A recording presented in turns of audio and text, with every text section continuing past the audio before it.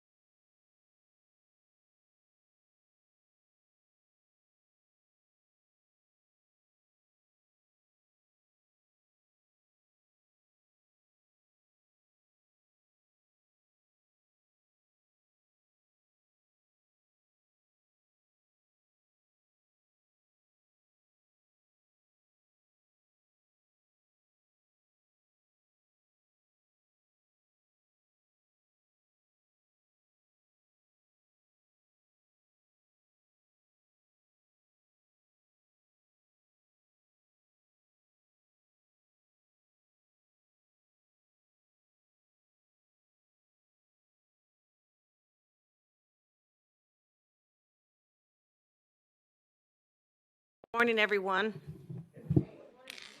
Welcome to the County Board meeting of August 19th, 2021. Due to the COVID-19 pandemic, the governor's recent disaster proclamation, the number of COVID-19 cases in Will County, and the CDC guidelines regarding COVID-19, the Speaker of the Will County Board has determined that in-person meetings are not practical nor prudent. Therefore, all meetings of the Will County Board shall be held via video and/or audio until further notice.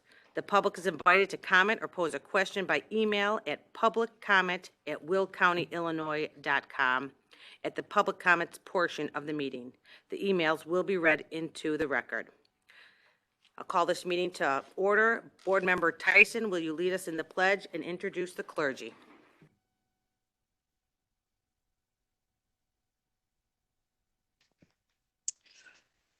Thank you, Madam Executive. I pledge allegiance to the flag of the United States of America and to the republic for which it stands, one nation under God, indivisible, with liberty and justice for all.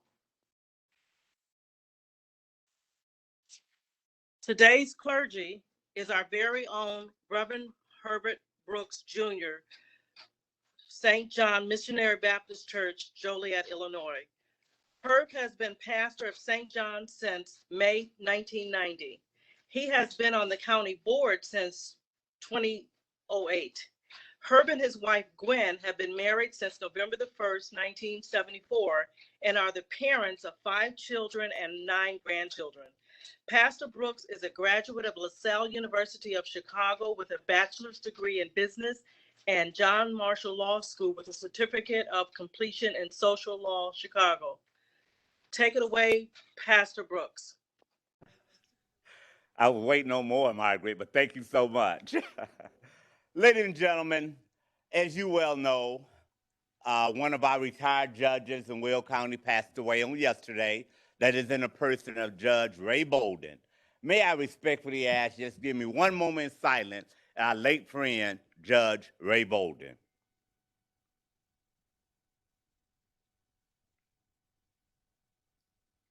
Thank you very much, and I know many of you all knew him personally. Thank you. Shall we pray? Most Heavenly Father, we come today in Will County, the state of Illinois, asking your blessings upon this meeting, our agenda, our 26 county board members, all of the employees of Will County. As we come today for our first address from our county board executive, Jennifer Bertino Tarrant, we ask your blessing upon this message on today. Lord, as we live in a time of disunity over in Afghanistan, destruction in Haiti, We come today asking for unity in Illinois and Will County. For your word records for us in Psalm 133:1, how good and pleasant for brethren to dwell together in unity. And on that today, we're asking our prayers for. In our Lord Jesus Christ's name we pray. Amen. Thank you all. Good morning, everyone. Even you, Mitch. Good morning. He's already in the back.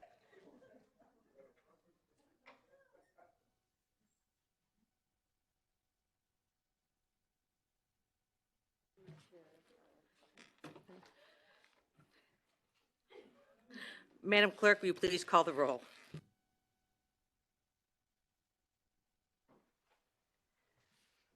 Mueller. Here. Mueller here. Frizzalone. Here. Frizzalone here.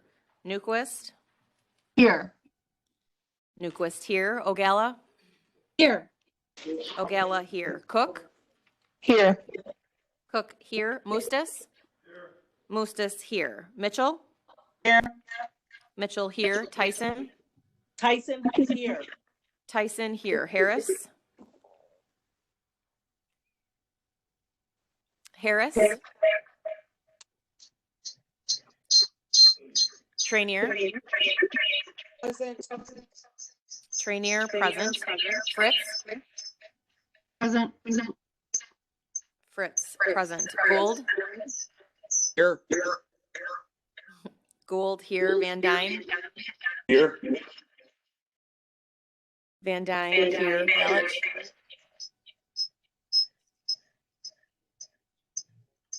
Van Dyne is here. I'm trying to get the roll, so he needs. We have echo. Somebody must be on two devices. Okay. Van Dyne is County Board here. Member, County Board Member Balich, are you present? Bowledge is here.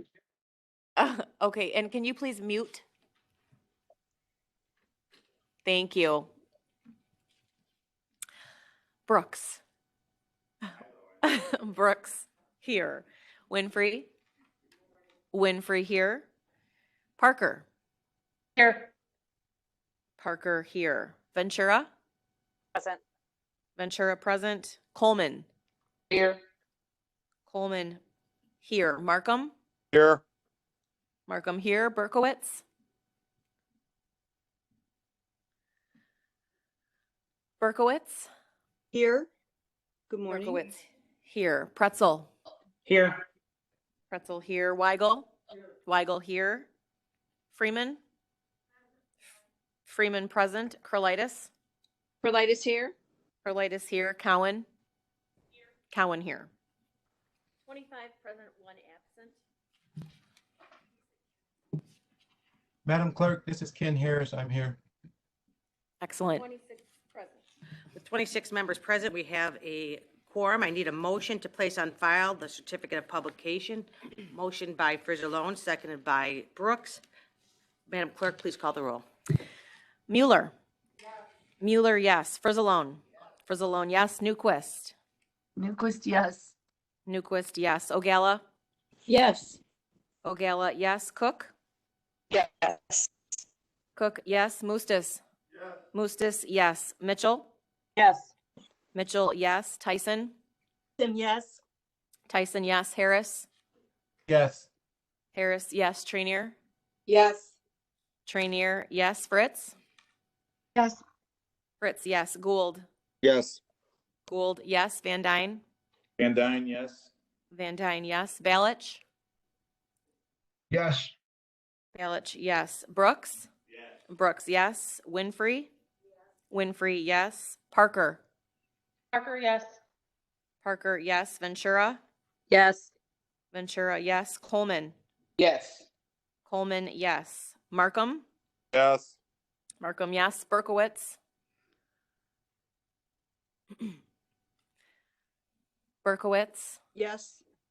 Berkowitz, yes. Pretzel. Yes. Pretzel, yes. Weigel. Weigel, yes. Freeman.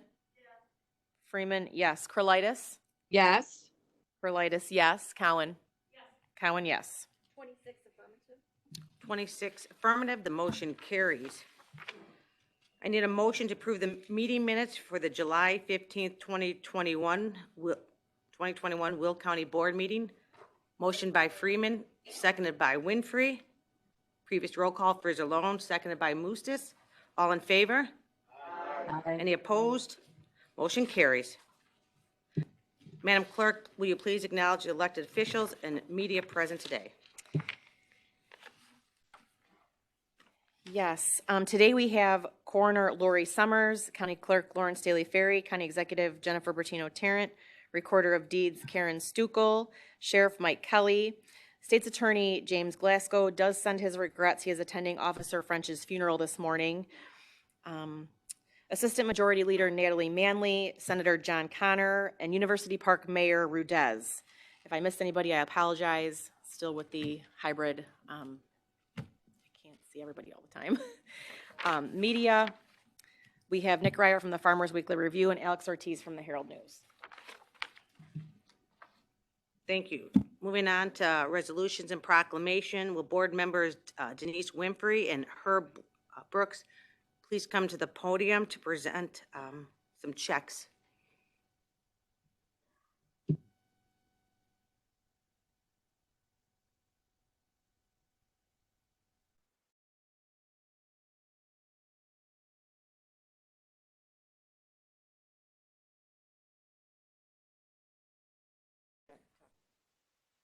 Mr. Heath, Reverend Adrian Heath, come on down.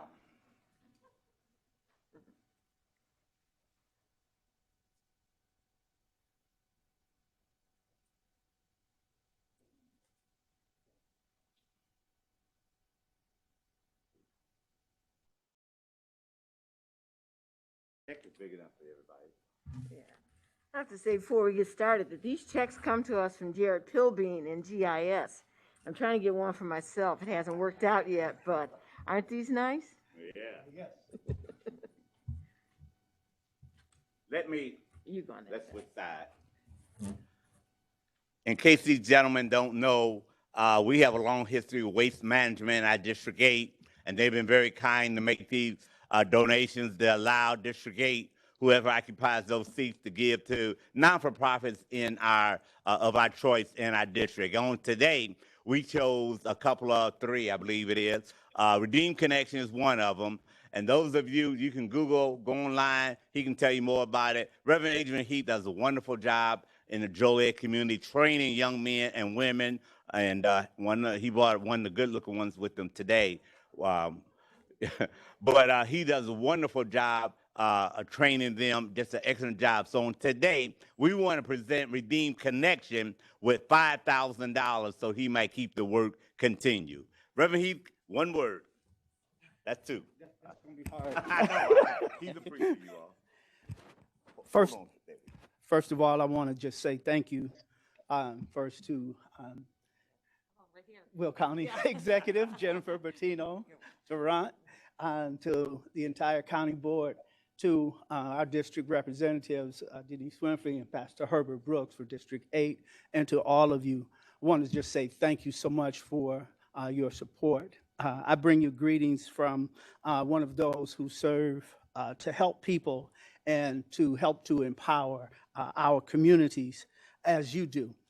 It is a welcoming opportunity to receive this grant that will help us to continue to do the work that we do. I also am a lifelong resident of Joliet. My wife and I have 3 children, 8 grandchildren, and we serve in the area. Again, this grant that you all have given us will continue to help us to do the work that we do, especially through our job training program. I wish I had opportunity to just kind of show you a picture of some of those who graduated from our previous graduation job training program, which was July 29th. Is a picture. So I just want to again to say thank you. And I have with me Jaron, who is one of the graduates from this program. He also came back to our program this year from 2019 as an assistant teacher and field coordinator. So we like to bring someone back who graduated to help with the others in the community to show they do. I would have took that job. I knew it was open. Come on, fix your tie.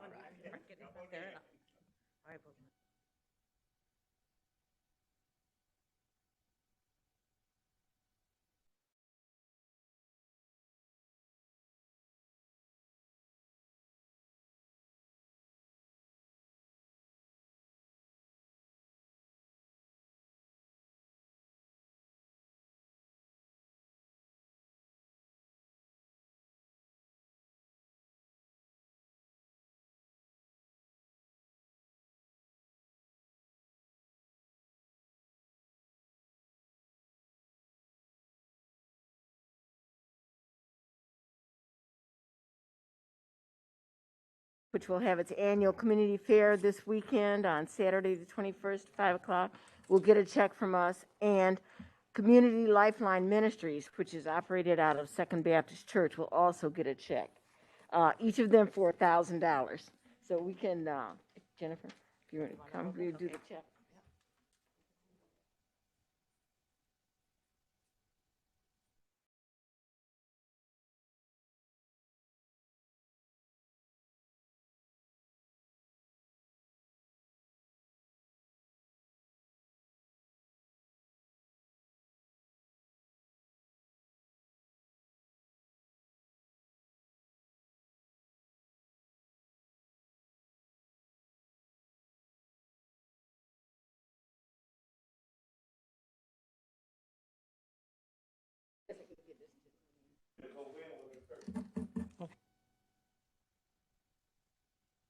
Speaker Cowan and the Medewan representatives join me at the podium for your presentation on honoring your silver anniversary.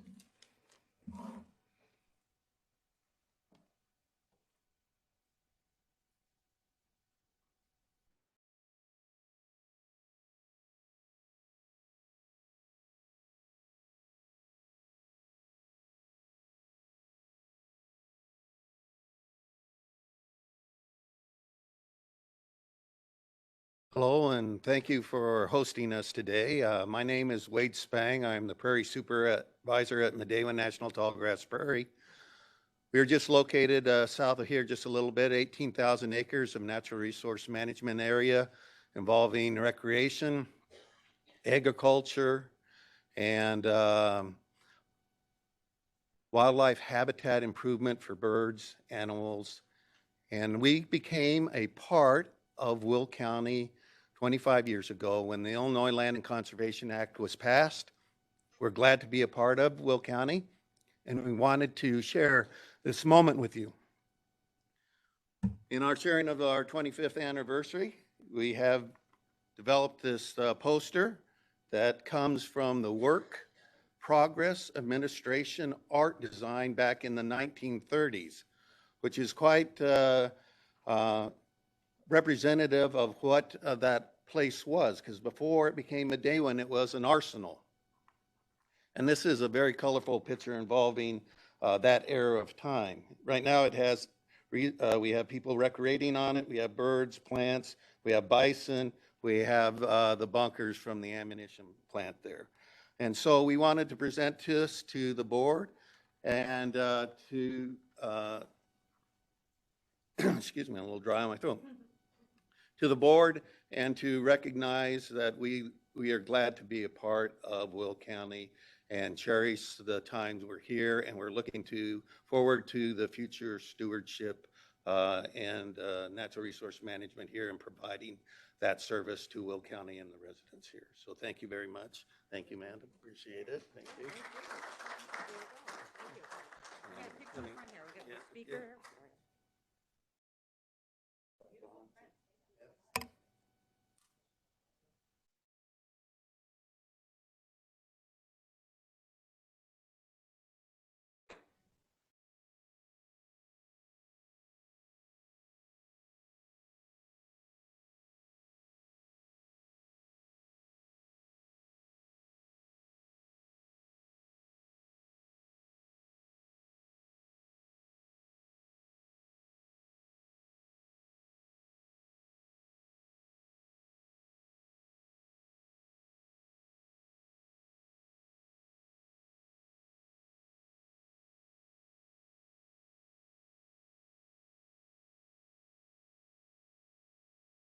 Tallgrass Alliance. He's the folks, the nonprofit organization that commissioned this artwork with Linda Wallace. So thank you.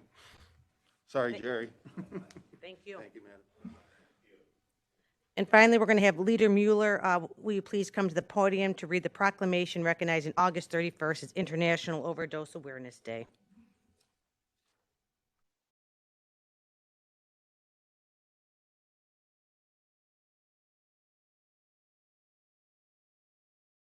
Good morning, everyone. Can you hear me okay? Okay. Do this? Okay. I would like to read into the record a proclamation recognizing August 31st, 2021 as International Overdose Awareness Day. Whereas International Overdose Awareness Day is a global event that is held on August 31st of each year to remember those gone too soon from overdose deaths, and whereas, like many states and counties, Illinois and Will County have found illicit opioid drugs are the primary drivers of deaths in suburban and urban areas, and whereas in Will County there were 125 overdose deaths during 2020, and 96 of those were due to opioid overdoses.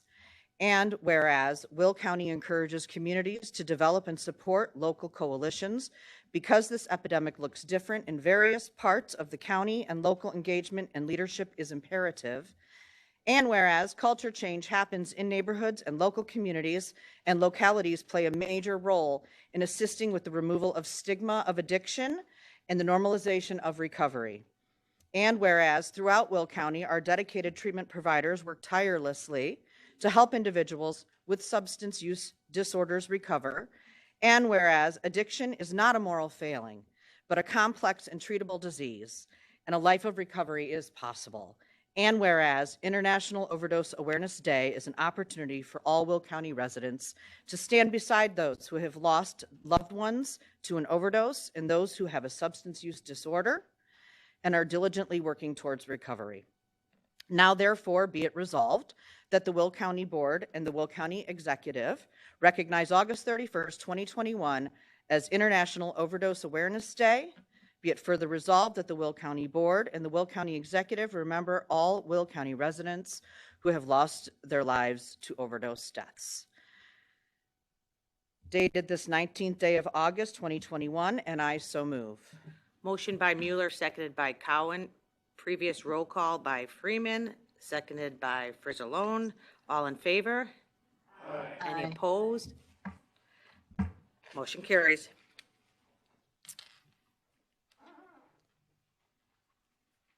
This time we're going to move on to public comment for agenda items only. This time we invite anyone from the public who would like to speak to come to the podium.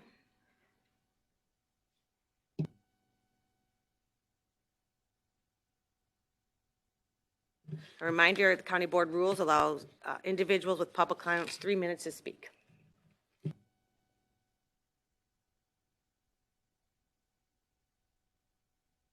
Scott Hoster, H-O-S-T-E-R. I am a partner at the Castle Law Firm in Joliet, and I represent a gentleman named Steve Kraus, who, wearing a red shirt, 80-year-old retired union contractor, walking into the room, and he is a neighbor of Mr. and Mrs. Mostert, who are requesting a variance. And I'm here with Joe Mills, is across the street from Mr. and Mrs. Mostert. They are represented by Richard Kavanaugh. On behalf of my clients, we would like to ask that the county board vote the way your staff recommended you vote, and vote the way the ZPC recommended, which is the denial of the application for variances. When my client was in Florida in 2020, Mr. and Mrs. Mostert moved their 2 existing sheds onto his property without his knowledge or consent, and they built a 2,400 square foot shed, 2-story. The second floor is a man cave. They built it without a building permit from the County of Will, and they built it without the knowledge of my client, Mr. Kraus, while he's in Florida. At the present time, my client had a survey done by Joseph Shute The second floor is encroaching 7.68 feet onto his property, so there is an existing trespass. Obviously, if at the age of 80, if he wanted to leave and sell the property, he couldn't sell it because there is an existing trespass. He wasn't made aware of this. This was done completely without his consent, and it was done without the consent of the county. No building permit has been obtained. And so we respectfully ask that you follow the recommendation of your land use staff and the ZPC. We did not know that an appeal was filed. Had an appeal been filed when this went before the Land Use Committee, we would have been here to object. But my client is the adjoining neighbor to this property and the neighbor across the street. We are asking that you turn down the request for variance offered by the Mosterts, who are represented by Mr. Kavanaugh. Thank you very much. Thank you. And we're asking you please stick around in case there's any questions during the land use section.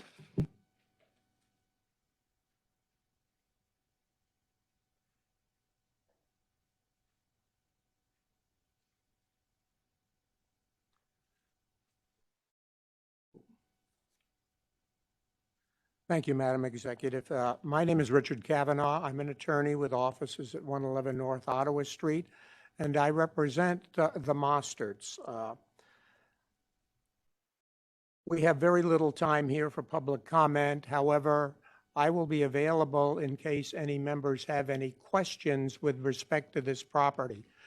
The fact of the matter is that the Land Use and Zoning Committee, basically 2 weeks ago, overturned a denial by the Planning and Zoning Commission based upon the factors that the county board is supposed to consider with respect to properties.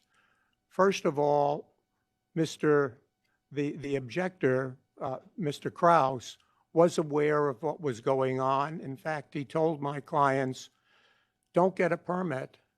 Don't get a permit. We don't do this on Laurel Lane. Okay? The factors that you should consider when you're voting on this are basically two. Is this a unique circumstance, number one? Number two, does it impinge upon the neighborhood? The fact of the matter is that it does neither. This is an unusual property. The first variance that we asked for was a variance for accessory storage square footage from 1,800 square feet to 2,400 square feet, 2,403, I believe. We have an 1,100 square foot garage on the property now. So we need additional space for this storage building and garage. We're asking for 2,400 total square feet, not 2,400 additional as to what we have. Our parcel is an R2 parcel. R2 parcels are normally 40,000 square feet. That's 200 by 200, 160 by 250. Our parcel is 4 acres, 194,000 square feet. So we're asking for a very limited amount of additional accessory structure. One neighbor has 5,600 square feet of accessory storage on the adjacent R2 parcel, and that neighbor is the objector. That neighbor is the objector. Our parcel is also an unusual parcel. Again, it's not 40,000 square feet. It is basically 4.5 acres. Because it's 4.5 acres, it is, and our parcel is also between two major roadways. On the east side, you have Governor's Highway. On the east side, you have the Egyptian Trail. On the west side, you have Governor's Highway. And instead of having 4 corners to this parcel, there are 16 corners to this parcel and 16 right angles. And finally, in addition to both of those things, we have a road running through the middle of our parcel, a private lane called Laurel Lane. It divides our parcel north and south, and other parties who are adjacent use it. My clients should have applied for a building permit, and they didn't. They had listened to their neighbors. Okay? We are trying to correct that. This is an attractive building. I think some of you folks have gone out and seen the property. They know it's an attractive building. They know these are unique circumstances, and you know that it will not be detrimental to the community. Mr. Kavanaugh, I'm going to need you to wrap up. I'll Already finish gave- quickly. Thank you. The one final thing is, we do have a balcony that encroaches on Mr. Kraus's property. As soon as we have permission to do so, we will take it down. Thank you very much, and I'll Thank be you. here if you have any questions. Thank you. Mr. Silverman, we're going to have you wait to the public hearing for land use. Yeah, but you're a different one, is it? Any?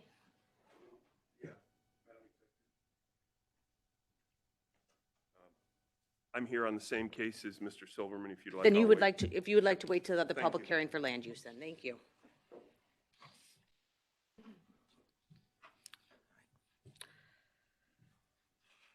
Okay, all resolutions and ordinance from the July 15th, 2021 board meeting have been signed and returned, and now we will move on to new business.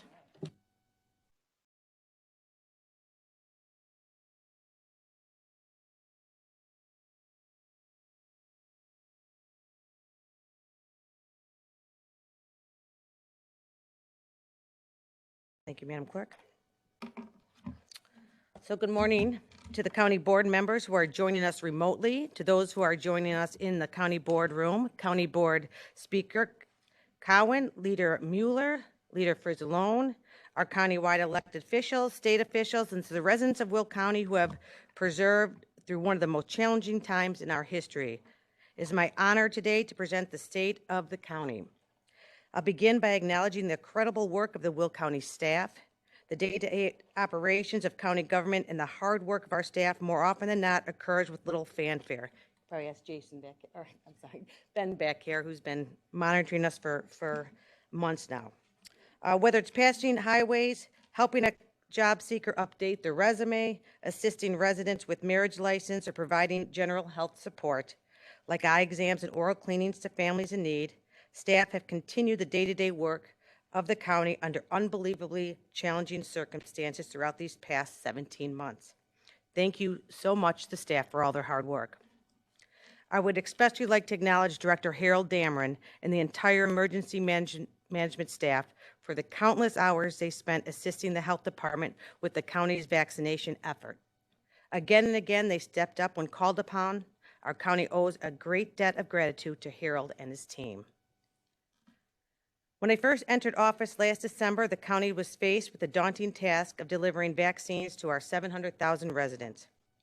With the support of staff, the county board, the Illinois National Guard, as well as community partners, especially the Joliet firefighters who volunteered thousands of hours, we stood up 4 vaccination clinics and partnered with nearly 40 local pharmacies and organizations to deliver hundreds of thousands of vaccinations throughout Will County. At our peak in April, we were providing more than 10,000 vaccines per day. Today, I am happy to report Will County is 7th in the state in persons fully vaccinated and 7th in doses administered, with more than 730,000 doses administered and nearly 52% of our population fully vaccinated. While this feat should be commended, we remain cautious as the Delta variant continues to impact our communities.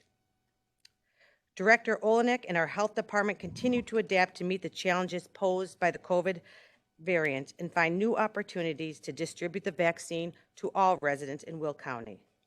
The health department has focused on pop-up clinics at community events such as farmers markets, concerts, and street fairs, partnering with community groups and local government to bring the vaccines to where people are congregating.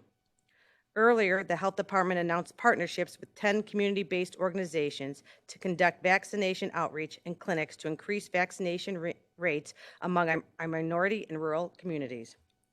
Only through collaboration between government and community will we reach the point of finality that allows us to reflect back on this chapter in our history. An example of collaboration was the county board's effort in establishing the Bipartisan CARES Act Ad Hoc Committee, tasked with distributing the $120 million in federal CARES funds efficiently and effectively, helping thousands of residents in a time of great need.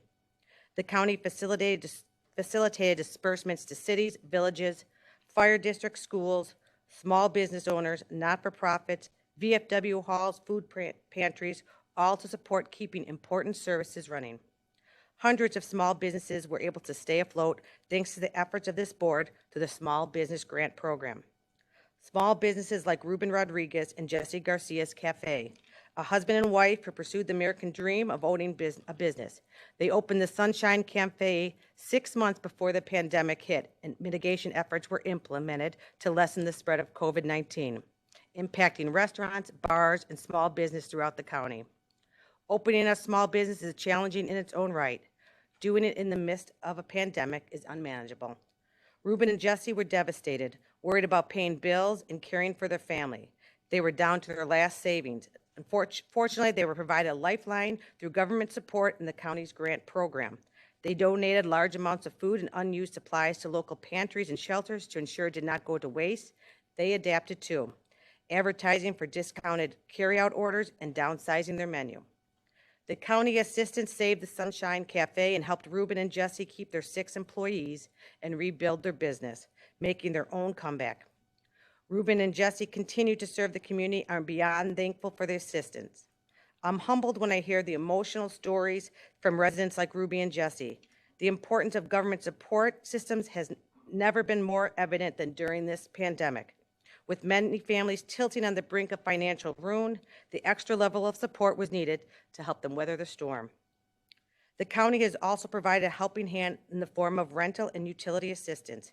Keeping families in their homes and helping them get back on their feet is vital to our economic comeback. To date, over $28 million from 2,600 landlord-led applications have been completed, with $10 million already distributed. And another 1,000 tenant applications have been completed and nearly $11.5 million in total funds. The funding not only helps to keep residents in their homes, but injects much-needed financial support to struggling landlords. This pandemic has impacted everyone, from the mom-and-pop store to our more distressed citizens that spend each day trying to survive. This is why county services are so vital, like our Veterans Assistance Commission. During the past year, an Iraq combat Army veteran found himself homeless in Joliet, struggling with financial and emotional issues, paying for a motel room when he could afford it, and walking to and from work. Feeling like a hamster on a wheel, he did not see a light at the end of the tunnel. Fortunately, our VAC staff made a connection with the veteran. He has moved into emergency shelter hotel for veterans, funded by the county through CARES dollars. Our VAC veteran service officers got to work providing the support he needed, linking him to VA healthcare and connecting him to one of the many housing programs in the county. Because he no longer had to worry about his next meal or where he would sleep at night, he was able to maintain full-time employment and save up for a car. In a 3-month process, our VAC collaborative team was able to get him out of the hotel and into his own residence. All the support has put him on the path of self-sufficiency. Sometimes a helping hand in a person leads to the right outcome. Our county government has also had to be nimble as we adjust to providing needed services during a pandemic. With many residents still looking to return to work, our Workforce Service Division remains a strong connection between employers and job seekers in Will County. With COVID-19 restrictions limiting business activities, which in turn increased the number of people seeking employment, our Workforce Services team quickly developed alternative methods to continue delivering important services for job seekers. Traditional job fairs were changed to drive-through models or held virtually, allowing employers and potential employees to connect safely. Staff were also providing virtual services to job seekers, like assistance with updating a resume or practice interviewing to help land the next big job. Fortunately, our state-of-the-art resource room has reopened to in-person services with staff ready to assist residents to re-enter the workforce. All of these efforts have helped bring down the unemployment rate in Will County from the high of 16% in May 2020 to less than 7% in May 2021. Even in the midst of a pandemic, Will County continues to attract new business, as well as to see the expansion of existing businesses, serving as one of the top job creators over the past decade. Last year, more than 90 businesses relocated to or expanded in Will County in a variety of industries, including healthcare, hotel and lodging, data centers, and retail, totaling more than $1 billion in new investment in the creation of more than 1,600 new jobs. The largest inland port in the county, supported by a world-class workforce, is why Will County is the freight hub of the country and poised to continue its success in a rapidly expanding e-commerce economy. Right now, it's more important than ever to invest in, create, and support good-paying jobs, which is why it is vital the county continues its investments in our ever-expanding infrastructure needs. We are responsible for more than 800 miles of roads across our county. Our Department of Transportation continues to monitor and plan for improvements to enhance traffic flow and safety for all who travel in Will County. Last year, we completed the southbound lanes of the $70 million reconstruction project of Weber Road at the I-55 interchange. This year, we are on schedule to complete the northbound lanes and the diverging Diamond interchange this fall, with the anticipation of total completion by next spring. Completion of this 2-mile stretch of 6-lane highway will greatly enhance safety and reduce congestion on our county's busiest highway. General maintenance is just as important as projects that expand our infrastructure. This year, DOT is paving 4.6 miles of county highway as part of the annual general maintenance program. A few weeks ago, we celebrated a groundbreaking for the Holbolt Road Extension Bridge, a model public-private partnership bringing infrastructure improvements to Will County. As many as 20,000 trucks pass through the Center Point Intermodal Center daily. The third entrance to the park will significantly reduce traffic on local roads and significantly slash the center's carbon footprint. But roads and bridges are not our only transportation needs. Will County needs reliable and equitable transit system. While most of the attention is often focused on urban transit needs, we at times overlook the limited options afforded to our rural communities. During the past year, the pandemic has heightened the inequities residents experience when dealing with splintered transit system. Because of age, disability, or income, unable to drive and often find themselves stranded, struggling to reach medical appointments, the grocery store, community events, or work. Our current system is a combination of limited fixed bus services along highways and major roads and a demand response transit known as Will Ride. Because several of our rural transit agencies serve large, low-density areas, those fixed routes usually run very infrequently, and demand-responsive trips must often be booked days, if not weeks in advance. Further, as the census data has shown, our rural communities are shrinking in population. If we want to curb this trend, we must take action to make our rural communities more accessible. I look forward to working with Transportation Chair Van Dyne as we begin working towards overhauling our Will Ride transit program into a more efficient and unified system. We want to connect residents in Beecher to the Station 1 Smokehouse in downtown Plainfield, and Plainfield residents to the delicious treats and food being served at Princess Cafe in Beecher. The continued growth and expansion in Will County demands financial resources and support. But the county must continue to find new ways to generate revenue without asking taxpayers for more. In June this year, the county broke ground on a renewable natural gas, which will convert landfill biogas into renewable natural gas. The project is anticipated to be completed in mid-2022 and to generate millions of dollars in revenue to the county for the next 20-plus years. It supports the county's mission of reducing its environmental footprint by eliminating 40,000 to 61,000 metric tons of carbon dioxide emissions per year. It's this type of out-of-box thinking coupled with fiscal discipline that will continue to keep Will County on a sound financial path forward. To that end, Will County has maintained its AA+ bond rating for the 13th year, which is due in part to sound budgeting decisions. Our Finance Department, in concert with Finance Chair Harris and the County Board, helped to save the county more than $170 million by refunding general obligation bonds from the 2016 and the 2019 Build Will bonds. By issuing new debt at a substantially lower interest rate, the county will save $20 million in the next 20 years. We must continue our efforts to find other savings to the county budget. A new era of digital tools is ushering in the next generation of cost management. Modernizing our technology enables faster, more informed, and efficient decision-making, better coordination among staff, improved digital security, and more responsive services for our residents. In essence, enabling government to do more with less. An example is the online permitting system utilized by our Land Use Department. Issuing permits through our online system continues to increase year over year. Over the past year, more than 75% of building permit applications were submitted online. This is up from 63% for the same period the prior year. The ability to offer this service to the residents and business operating in Will County has allowed people to apply for permits without having to make a trip to the office. The need for digital access to county services is more apparent now with social and physical distancing measures to curb the spread of COVID-19. Continuing our efforts to modernize county technology and operations will be a focal point of my administration. I look forward to working with the recently restarted ad hoc IT committee and Chair Judy Ogala to put together the next 10-year information and technology plan.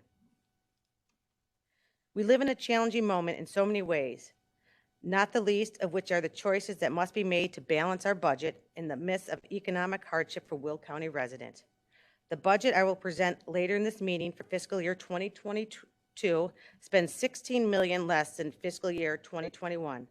The budget is balanced with spending matching revenues, meets all of our debt obligations, and continues to contribute additional dollars to other post-employment benefits at $500,000 and dedicates funding at $1 million for IMRF accelerated payments. The budget includes funding for 8 new positions in the State's Attorney's Office, 5 new positions in the Public Defender's Office, and 1 new position to the Probation Service Office to address the state's recent passage of the criminal justice reform legislation. Government cannot be bloated, but it must have the resources to provide for the needs of our residents. The people involved with county government want what is best for our residents.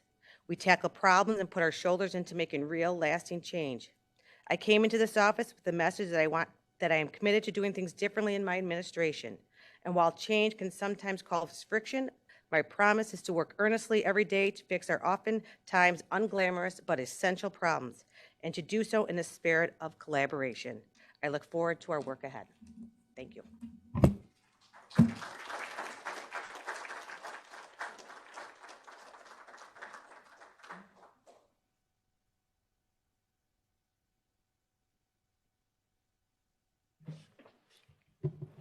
This time we're going to open the Land Use and Development Chairman, Markham. Thank you, Madam Executive, and good morning, everybody. I'd like to begin by making the motion to open the public hearing for all land use cases.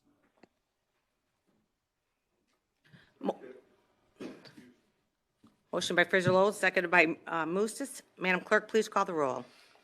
Mueller. Yes. Mueller, yes. Frizzalone. Yes. Frizzalone, yes. Newquist. Yes. Ogala. Yes. Cook. Yes. Mustis. Yes. Mustis, yes. Mitchell. Yes. Tyson. Yes. Harris. Yes. Trainier. Trainier. Yes. Fritz. Yes.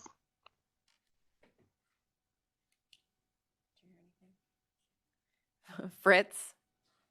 Yes. Gould. Yes. Van Dyne. Yes. Balich. Yes. Brooks. Yes. Brooks, yes. Winfrey. Winfrey, yes. Parker. Yes. Ventura. Yes. Coleman. Yes. Markham. Yes. Berkowitz. Yes. Pretzel. Yes. Weigel. Yes. Weigel, yes. Freeman. Yes. Freeman, yes. Curlitis. Curlitis, yes. Cowan. Yes. Cowan, yes. 26 affirmative. Thank you. We are now in public hearing. Please be advised, absolutely no new evidence or information will be allowed once this land use public hearing is closed. At this time, we will invite comments from the public. And I know we have 2 people here. Mr.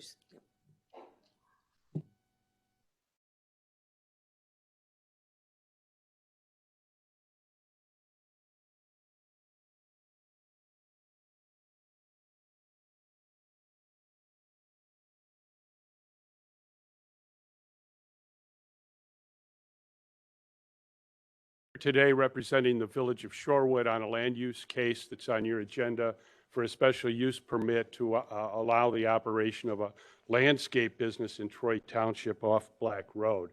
The Village of Shorewood President and Board of Trustees have adopted a resolution citing their objections to this land use change, this special use permit. And the major reason that they're doing that is because it's not in keeping with the village's comprehensive plan. The village sees this area as an extension of residential growth in the future. The property is almost across Black Road from an existing residential subdivision and is within 1,000 feet or less of the corporate limits of the Village of Shorewood. The village, as I mentioned, sees this as residential in the future, as does the property owner who surrounds this property on 3 sides, who sent a letter recently to your land use department. They own about 135 acres that pretty much surrounds this property, and they have also objected to the special use permit. The neighbor to the west, Mr. Ray Peel, who lives in a single-family residential unit there, has objected to this use, as has the neighbor, Mr. Colby, who lives to the east. Some say that Mr. Colby really doesn't have a basis to object in this case because he has an old farmstead there with agricultural uses on it and some trucking. I guess I would submit to you that he does have a basis to object because of the irregular shape of this lot. The landscaping use is to propose to be quite a bit off of Black Road, and the trucks will be going right by Mr. Colby's house, according to the site plan. They not only plan landscaping uses, which means trucks will be going out early in the morning and all times of the day, but also snow plowing uses, which we see snow plows going out, obviously in the wintertime at all times of the day and night.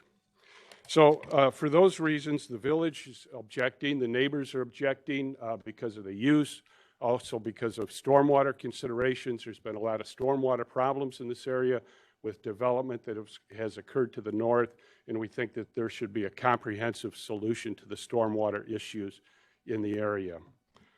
In their report, the South Cook County Water and Soil Conservation District has also noted under the most significant concerns that the proposed change may not be compatible with the surrounding area and land uses, and we certainly agree with them.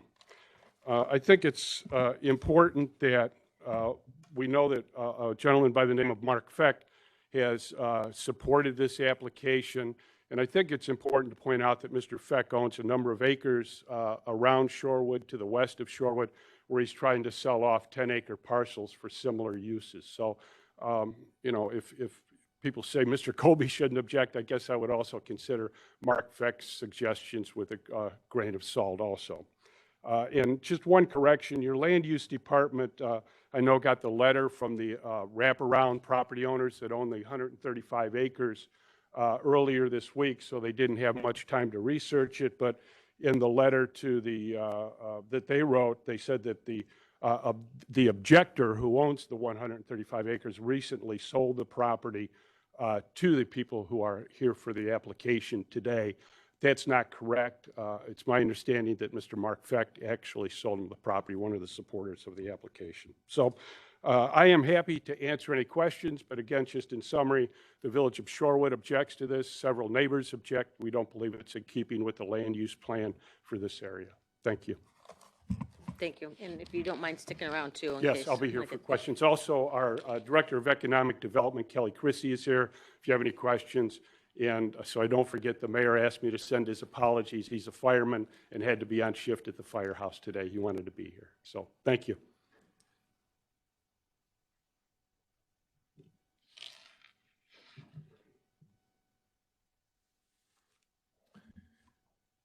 Good morning, County Board. Tom Osterberger, 111 North Ottawa. I'm an attorney for the petitioners. I want to shed a little bit of light briefly on this and address some of the concerns that Shorewood has had. So to start at the beginning, there are 4 objectors on this case. There are 2 adjacent landowners. The applicant, Ms. Davalos, went to speak to both of those, Mr. Colby and Mr. Peel. They both had no objection. subsequently, they changed their positions and sent a letter into the county. It's my belief that the Village of Shorewood, I'm sure the Village of Shorewood spoke to one of them and believe they talked to both of them. It's their prerogative to change their mind, but with respect to Mr. Colby, he has a trucking operation literally on his 10-acre parcel. So you have to take the objections with a grain of salt, and I think this is about Shorewood's position, and Shorewood's position is valid, and they're entitled to have it. There's a third objection, and that is the recent letter that Mr. Silverman referred to. If you note that letter, that is an investor. It's not a farmer holding land to make money. They feel it's in their best interest, so they would like to see this turned down because they don't want Ms. Davalos to use her property as the county permits because they feel it's against their own interest. So when we look at all of the objections, I would say that only Shorewood's actually holds water. Shorewood wants to object, they're objecting, but they have no legal basis to create a legal objection here. They're simply commenting on what they would like to see for planning. We know that the villages have two legal rights. They have a right to impose subdivision ordinance on the county's development of subdivision within their planning jurisdiction, and they have a right to cause a legal objection by statute in the event we look to rezone the property. We're not looking to rezone the property. We're looking to use the property as a special use with conditions, serious conditions, which essentially in the county's view make this requested use perfectly fine under the circumstances, a 10-acre ag piece. Shorewood wants to control, and I understand it. Shorewood had approximately 66 home building permits last year. The likelihood is they are not going to develop this property for a very long time around it, maybe decades. So they want to have what they would like right now, but they do not want the landowner to use the property for this use. What it boils down to is, does the county want to hold with their ordinance, allow this use with the conditions, or would like to cede that authority to Shorewood? You always want to look to the municipalities on what they want, but in this case, I think Shorewood is wrong. Our county executive indicated in her State of the County address that the county helped a lot of small business owners. My client is a small business owner. They're not seeking financial aid. They're only seeking to allow what your ordinance permits, what staff recommended, what Planning Commission unanimously recommended, and what land use recommended with only one dissenting vote, and that is that they be allowed to have this operation here. There are 9 other properties similarly situated between River Road and County Line Road. They're just seeking to have a small operation with the conditions, and we ask for your approval. Thank you. Thank you.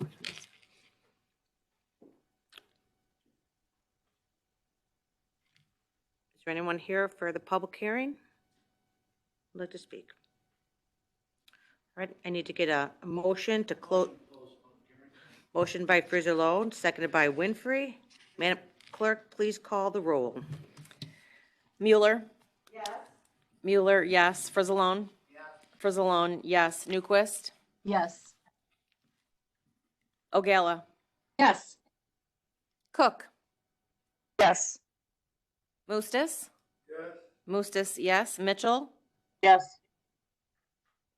Tyson? Yes. Harris? Yes. Trainier? Yes. Fritz? Yes. Gould? Yes. Van Dyne? Yes. Balich?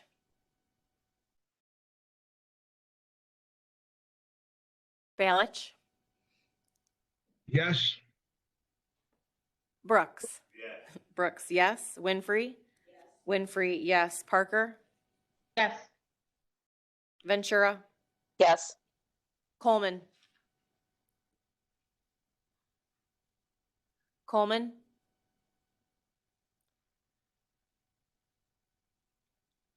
Markham? Oh, was that just her? Sorry, Coleman is a yes. I apologize. Got it, thank you. Yes. Markham? Yes. Berkowitz? Yes. Pretzel? Yes. Weigel? Weigel, yes. Freeman? He came from. Freeman, yes. Curlitis? Yes. Cowan? Cowan, yes. Thank you. The public hearing is now closed. Chairman Markham. All righty, so first up on land use, we have zoning case ZC-20-088. This is the request for a special use permit for a landscape and lawn maintenance business. This is at 25920 West Black Road in Shorewood, Illinois, County Board District number 6. PZC voted 6-0 to approve. Land Use and Development voted 6-1 to approve. And I make the motion to approve the special use permit. Motion by Markham, seconded by Weigel. Any discussion? Yeah. We're going to go to in-person first. County Board Member Brooks.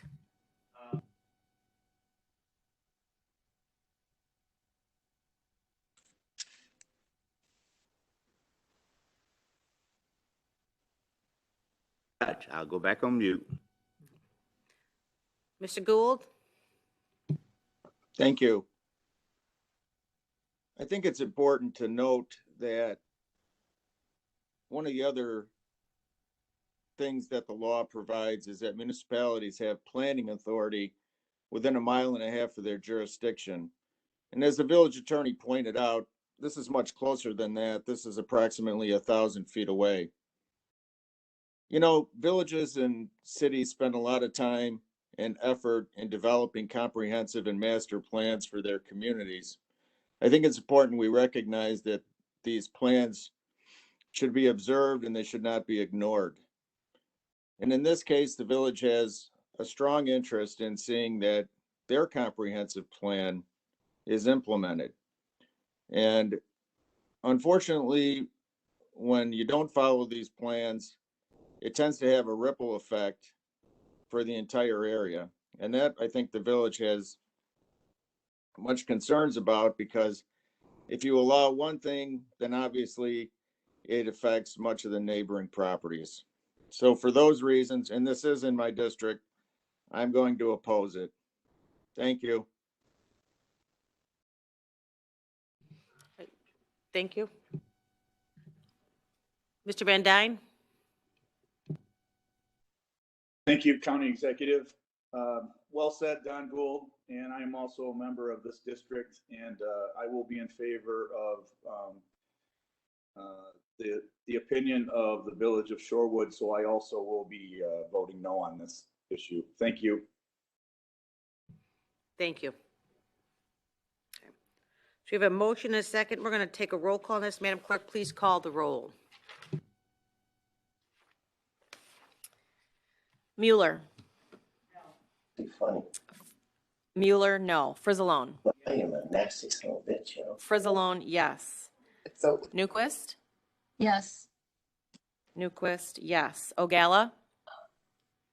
No. Ogala, no. Cook? yes. Cook, yes. Mustis? No. Mustis, no. Mitchell? Yes. Mitchell, yes. Tyson? Tyson, no. Tyson, no. Harris? Yes. Harris, yes. Trainier? Yes. Trainier, yes. Fritz? Yes. Fritz, yes. Gould? No. Gould, no. Van Dyne? No.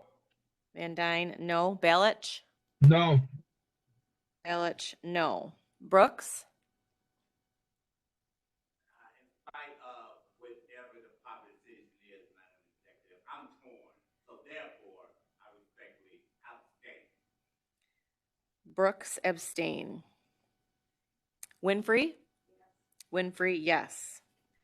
Parker? No. Parker, no. Ventura? Yes.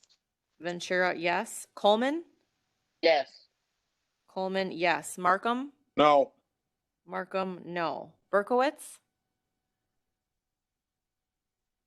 Yes, I just want to make sure a yes vote allows the resident to operate their landscaping business, correct? You're correct. Then I will be a yes. Berkowitz, yes. Pretzel? Yes. Pretzel, yes. Weigel? Weigel, yes. Freeman?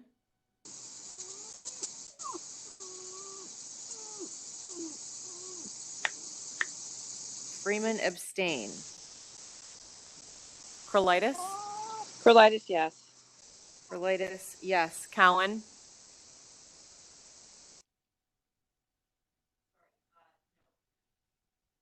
Cowan, no. 10, no.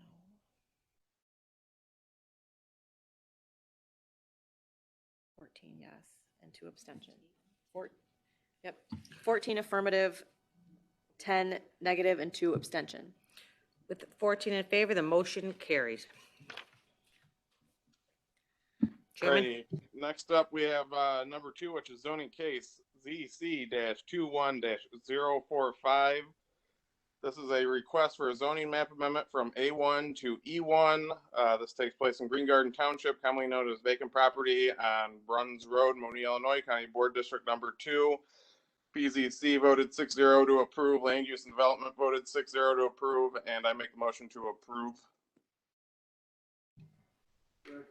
Motion by Markham, seconded by Mustis. Madam Clerk, please call the roll. Mueller?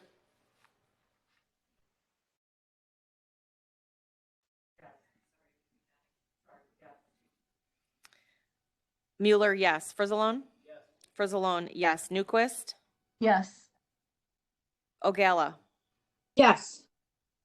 Cook? Yes. Mustis? Yes. Mustis, yes. Mitchell? Yes.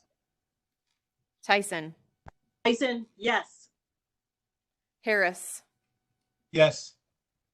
Trainier?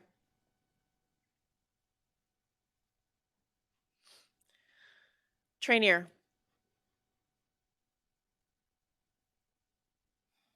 Fritz? Yes. Gould?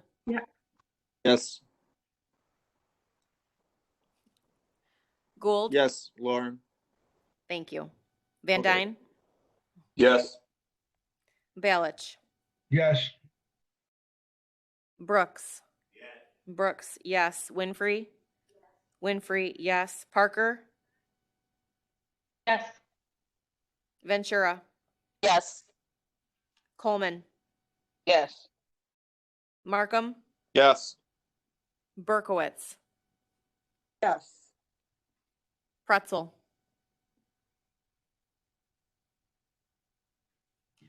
Pretzel? Yes. Weigel? Weigel, yes. Freeman? I'm sorry, this is Freeman. Pretzel. Did you hear my yes? I'm so sorry. I did. Thank you. Board member Pretzel, we got it. Frolitis? Yes. Cowan? Cowan, yes. Trainier? Sorry about that. Is that a yes? Board member Trainier? Yes. Thank you. 26 in the affirmative, the motion carries. Alrighty, next up, we have number 3, which is zoning case ZC-21-048. This is a request for a zoning map amendment from A2 to C4. This is in New Lenox Township at 14124 West Maple Road, Mokina, Illinois, County Board District Number 7. This passed PZC 6-0 and Land Use and Development 6-1. Staff did receive an email from the applicant requesting that we table this until next month. So after I make the motion to place it on the floor, I'm going to make the motion to table it. So I move to approve the map amendment. Moved by Markham, seconded by Brooks. And then I'd like to make a motion to table this item until September. Moved by Markham to table, seconded by Mueller. All in favor? Aye. I'm sorry. Need a previous roll on those two? Yep, sorry. I need a motion for a previous roll call, please. Winfrey, Previous roll, previous. Ventura, or second? Winfrey, previous roll call by Winfrey, seconded by Ventura. All in favor? Aye. Opposed? Motion carries. Thank you. Alrighty, then we move on to our resolutions. So first on our resolutions is 21-102, which is adopting and amending certain provisions of the Will County Building Ordinance, Chapter 150.001 through 150.999 and Chapter 158.02. This was what we postponed last month. Before I make the motion, I just want to thank staff again for all the hard work. This process began January or February, right before COVID happened. So this has been a very long process. So they've done a good work, and especially special shout out to Owen. So with that being said, I'll make a motion to approve the amendments. Motion by Markham, seconded by Fraser Malone. Previous roll call by Cowan, second Brooks. All in favor? Aye. Any opposed? Motion carries. All right, next up we have number 2, which is 21-269, designating 8309 West North Avenue, Frankfort, Illinois, as a historic landmark, historically known as the Frederick Gator Farmstead, and I make the motion to approve. Motion by Markham, seconded by Mueller. Previous roll call by Freeman, seconded by Brooks. All in favor? Aye. Any opposed? Motion carries. All righty, next up we have number 3, which is 21-270. Excuse me. This is a request to overturn the Planning and Zoning Commission and approving Appeal 21-003. This takes place in Monee Township, commonly known as 5640 Laurel Lane, Monee, Illinois, County Board District number 1.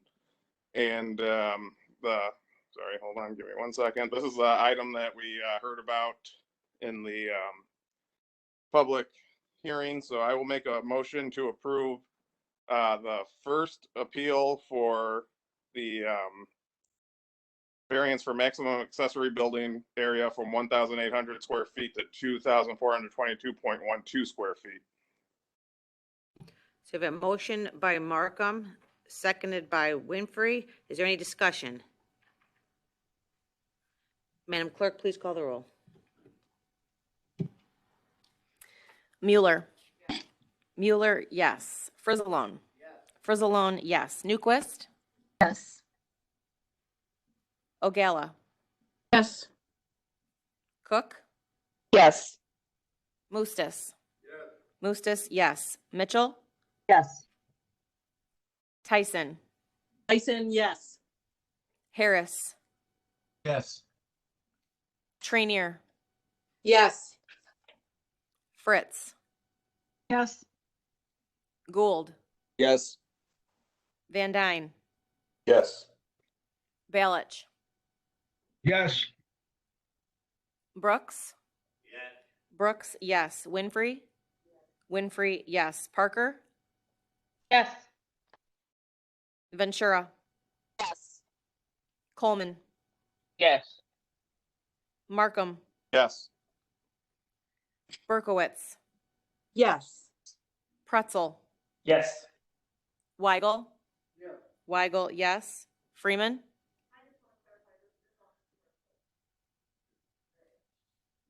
Yes.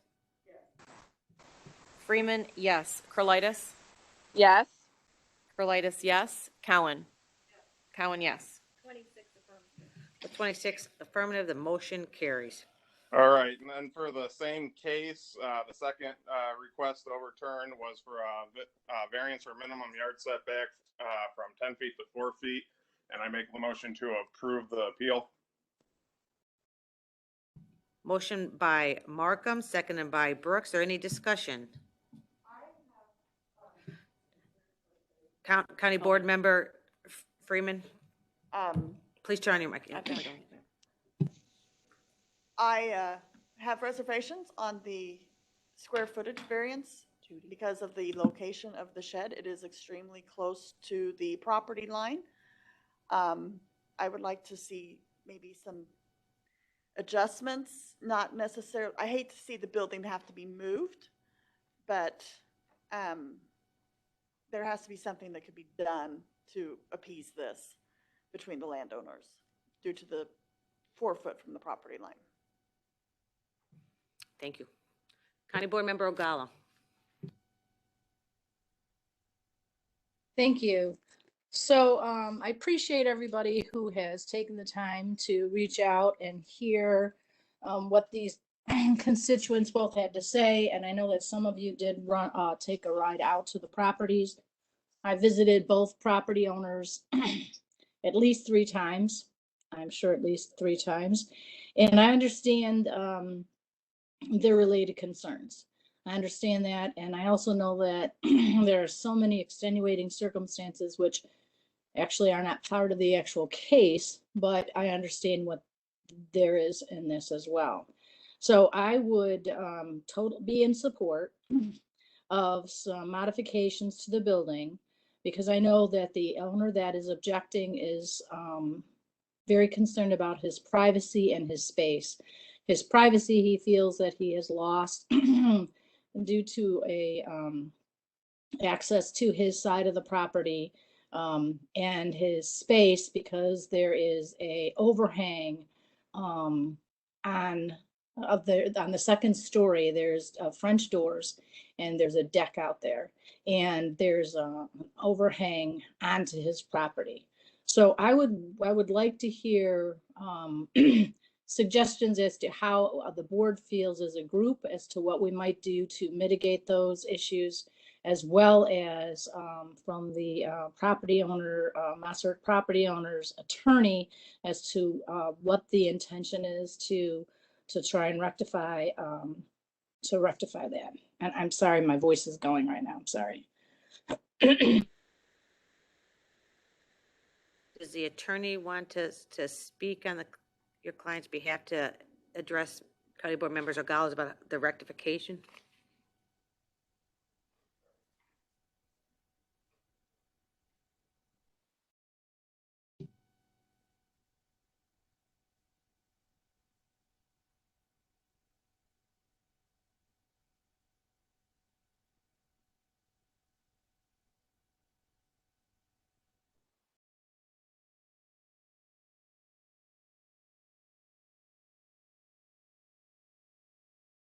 While we're waiting, County Board Member Mustis. Can you turn, hold on a second. We're going to turn you on there. Hold on a second. Am I on now? There you are. Okay. So, and I've discussed this case with Ms. Ogalla, and I do think that it would be appropriate to remove that deck. It seems to me that's the bone of contention here. So I do think the applicant should remove the deck. Now, as far as the French doors go, if you don't have a deck, I wouldn't have doors going out to nowhere. Maybe that should be replaced with some windows instead of doors. But it seems to me that would be the reasonable course to take. So. Thank you. And I guess, Mr. Kavanaugh, that would be the question I would pose to you is the applicant willing to remove the deck and maybe make some modification to the opening on that side? Yes, he is. He will remove the deck. Okay. Okay. And as you indicate, French doors or windows, I think we would, my client is here. We would replace the French doors with windows. Is that correct?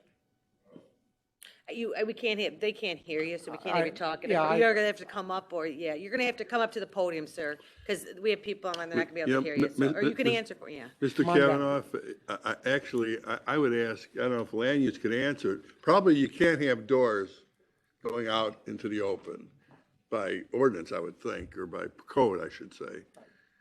So I think there would probably have to be some modification to the opening. I am Mark Mostert. Yes, the doors are for looks on the building more than access or anything like that. So if that's acceptable, we'll either block them off or it'd be drastic to remove the French doors, but we'll do that too. Whatever it takes. I just wanted the doors to be safe. I guess that's all.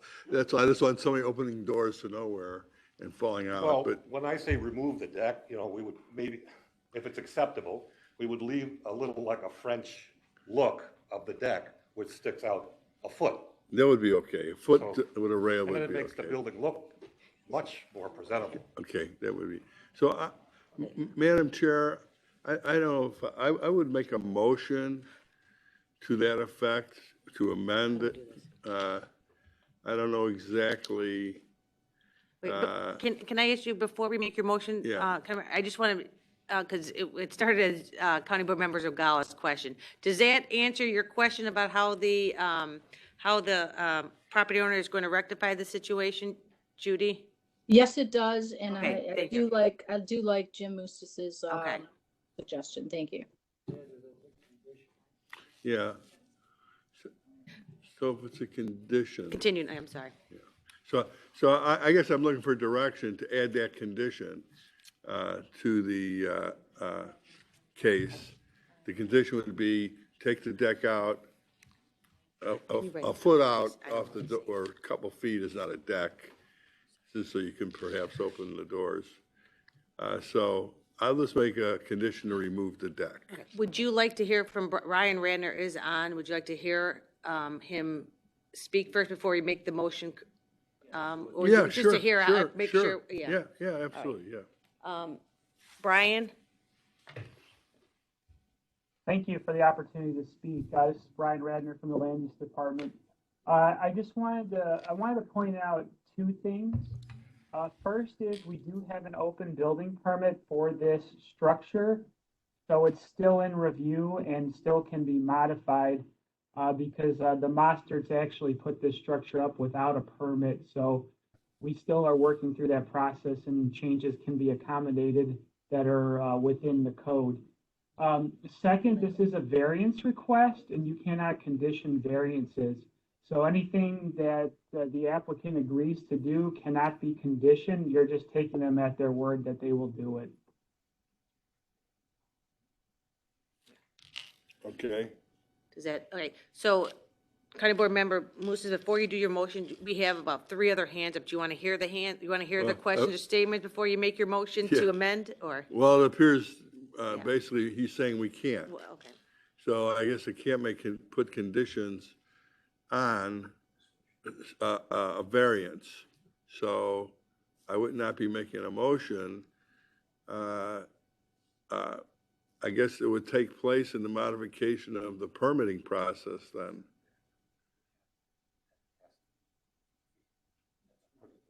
Brian, you say this is still under review. Would you want to make a motion to table this? Not necessarily. No, I don't think so. Let's just hear everybody out. I'm not gonna, May I speak? I don't think that the deck can overhang any more than at the 4-foot level. So that's why it's being taken down. Now, the issue is whether there are doors there that go nowhere or whether there's a window.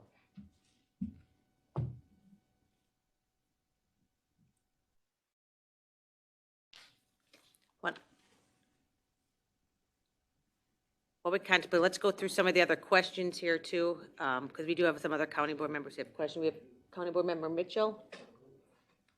Thank you, Madam Executive. Okay, so my understanding in speaking with Mr. Moster was that he is willing to make any accommodation for for, you know, I guess for his neighbor and to protect his neighbor's privacy. And I don't, in speaking with him, it seems that he's pretty much willing, and I'm sure that's going to be worked out in the planning. So right now we're asking for the variance, and then I'm sure that our planning and zoning guys will make sure that those requirements are met. Is that what I'm understanding? We can vote on the variance, but the planning and zoning will be responsible for making sure that he does whatever it takes to preserve the privacy of his neighbors and all sorts of things. It seems like Mr. Mostert is very willing. Is that true? Brian, Yeah. you want to and- respond? I mean, that's what I'm hearing this morning. I'd also like to point out that, that type of overhang is not a permitted obstruction in a side yard setback anyway. But because the structure has not been permitted yet, everything was put up illegally. So we're still working through any permitting issues if this is approved, and we will make sure that it is compliant with the code. Okay, so that seems like something that we don't have to sweat about, because right now, because going through, we just need to approve the variance, and you guys will then work on all of the what's within code. So we're good there. Okay, thank you. Thank you. Mr. Kavanaugh? Just very briefly, the deck will come out. I think what Mr. Mostert is telling me is he will move that to another portion of the building where it's not in the back, where it doesn't overhang or anything like that, and take the door out and put up a wall. And that should satisfy Mr. Krause's privacy issue.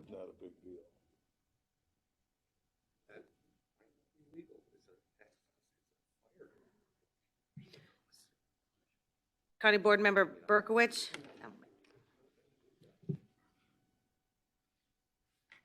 Thank you. I feel that Mr.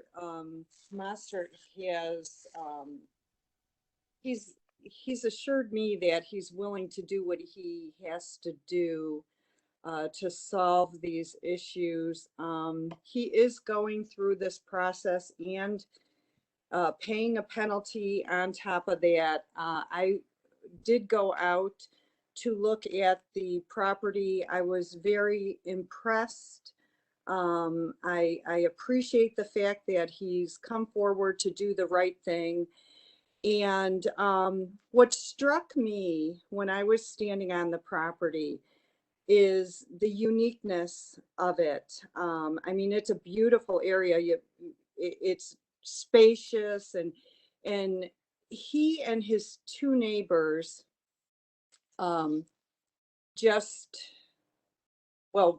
adjoining him. It's just something that is not easy to find in Will County. And I believe through my conversation with him that there has been a long-term friendship amongst these three families. And I think this is just a mild hiccup that I believe will work itself out, because Mr. Mostert has been genuinely concerned about doing the right thing. I believe he will do that. And this recent indication that he will completely remove the doors, remove the deck, again, assures me even more that he will do the right thing and work with his neighbors. Also, I can't help but be also acknowledge the fact that Laurel Lane access, which his neighbors take advantage of and enjoy, is maintained by him. And that takes time and it takes expense. He explained to me he constructed the barn because his tractor that he used to plow that road was sitting out in the elements, and he realized, he needed to keep his equipment in good working order. They all benefit from that. So I believe these are long-term friendships, that it will work itself out, and Mr. Mostert is going to be going above and beyond to do what he can And will continue to be a good neighbor and I believe a good friend. So I support the modification of this. And I think, again, if, like Brian said, we can't put it in the language, we basically would have to take Mr. Motstert at his word. I'm confident that this will work out to everyone's benefit. So I just wanted to share that. I appreciate the time he took to show me the property and the background, and I do support him in the suggestions he's made. The other thing I want to note as well is that he also indicated that he had offered to add a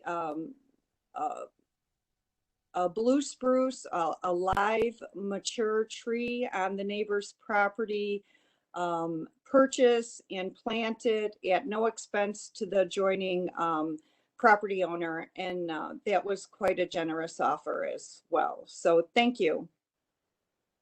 Thank you. County Board Member Fritz.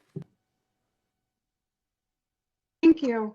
I think that it seems pretty clear the complexion of this neighborhood is to do these sorts of things without permits, to use your land as you so choose. And that has been an agreement between the neighbors on Laurel Lane. And again, I agree with Mrs. Berkowitz that this is a lane that is constructed and maintained by Mr. Mostert. So I think that's very generous of him to do that for his neighbors and for the benefit of the neighborhood. I hate to see the spirit of cooperation between these neighbors be broken. And I think that this just simply serves as a cautionary tale to people who do live in unincorporated areas. If they had sought the permit, if they had sought the advice of the county, they would have been advised of the 10-foot the 10-foot encroachment that they needed to observe, instead of thinking that it was 5 feet and then eventually measuring it incorrectly. So I just would like to point this out as a cautionary tale to anyone who embarks on these type of projects. Thank you. Okay, thank you. I don't see any more. Oh, I'm sorry, County Member Freeman. Mr. Radner, maybe you can answer this. There is also a garage door in the back. And I am just curious, with there only being 4 feet there, is that an issue with anything that you're looking at as well? I do not know offhand if there's any code requirement that would prevent him from having a garage door on the rear of the property. So I cannot speak to that off the top of my head. I think, see here if Owen is still on. Owen, it shows that he's still on the meeting here. Maybe he could speak to that. He's our chief building official. So if Owen can address that, see if he's available. Owen, can you address County Board Member Freeman's question?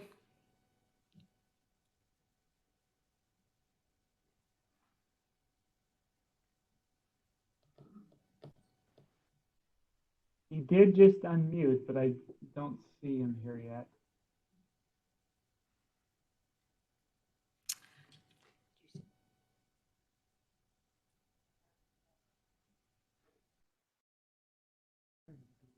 Well, while we are waiting, I would say that, I have spoken with this gentleman, and I agree that the relationship they have has been a wonderful thing, and I hate to see that it be diminished in any way, shape, or form because they are neighbors. But like I said before, when I look at everything, I have to look at the building because that's what's up in front of us right now, and it's the 4 feet from the border that I have concerns about, and the garage door is part of that. So I just want that on the record. All right, Owen, can you hear us?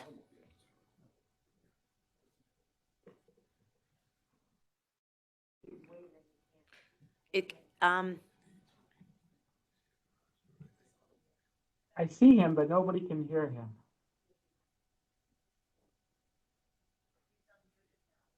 okay, you should be unmuted, Owen.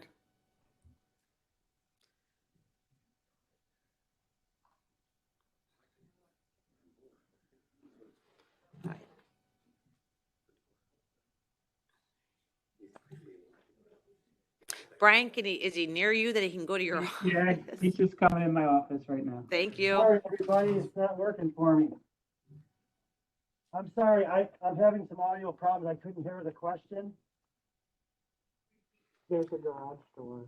I know that there is a garage door on the back side of this shed, and I am just curious if it is a problem with the garage door and the 4 foot to the property line.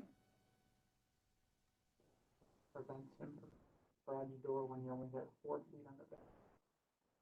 So there are provisions in the code for fire protection of lot lines, and there can't be any openings within 3 feet of a property line.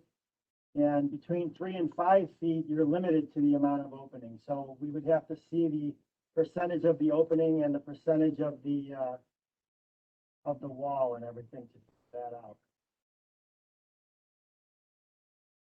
I had a hard time hearing that. Could somebody rephrase it? Owen, you're gonna have to repeat yourself. So there are you're not allowed any openings within 3, if the wall is within 3 feet of the property line. And then if the wall is between 3 and 5 feet, you're limited on the amount of openings you can have. So is this something that would have to be rectified as well? Yes, it would have to be rectified. I would have to look at the size of the opening and see if it meets the code requirements for fire protection of near property lines. Okay, so if this motion passes, all of these things would have to be rectified before he would be in accordance with the zoning laws? Correct. Well, this is the building code, yeah. They'll have to comply with building code and zoning. Thank you. Well,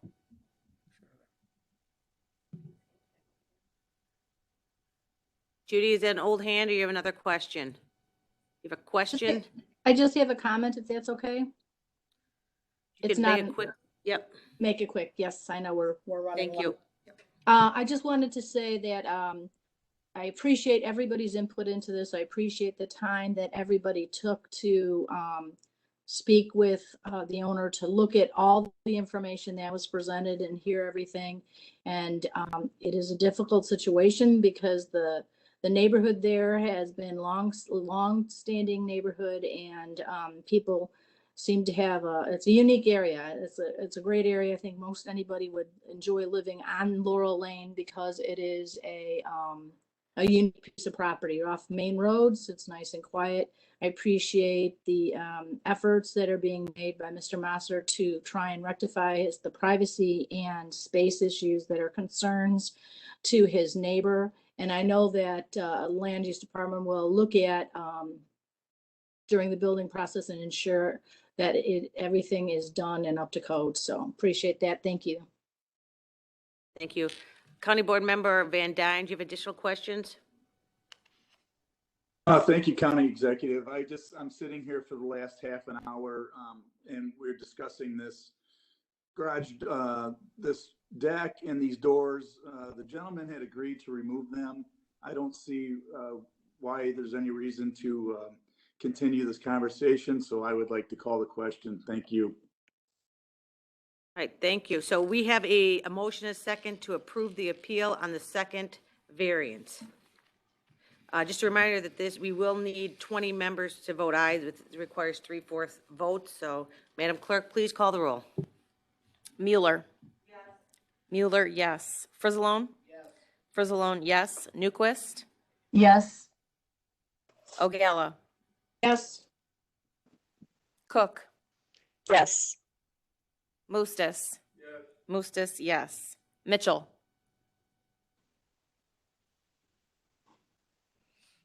Mitchell. Tyson. Tyson, yes.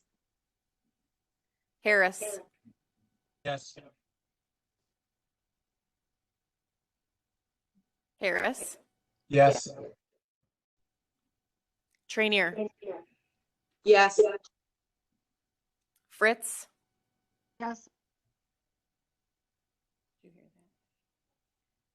Gould. Yes. Van Dyne. Yes. Balich. Yes. Brooks. Brooks, yes. Winfrey. Winfrey, yes. Parker. Yes. Ventura. Yes. Coleman. Yes. Markham. Yes. Berkowitz. Yes. Pretzel. Yes. Weigel. Weigel, yes. Freeman. Freeman, yes. Krolitis. Yes. Cowan. Cowan, yes.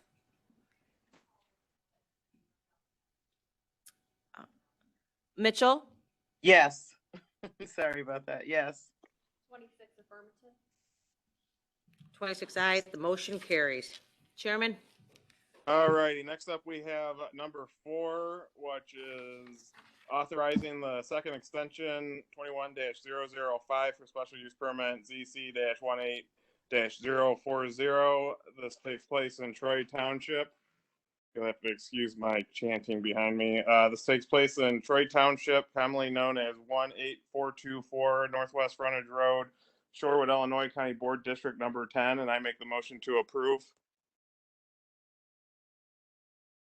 Get Ventura. Rollo Gala. Berkowitz.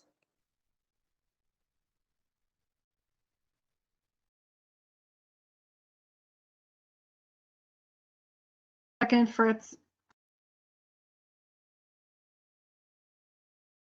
Tyler?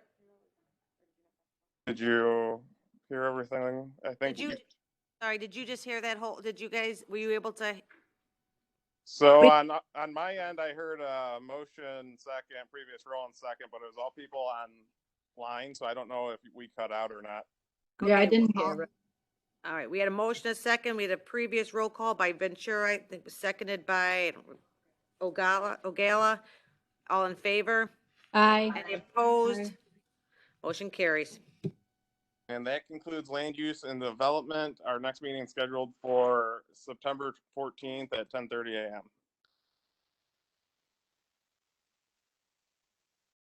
All right, thank you. Next, we're moving on to finance. Chairman Harris? Morning, County Executive and County Board members and all in attendance. Finance Committee, first thing on the agenda, we're gonna have a budget presentation. I believe Rashawn Howard. Rashawn?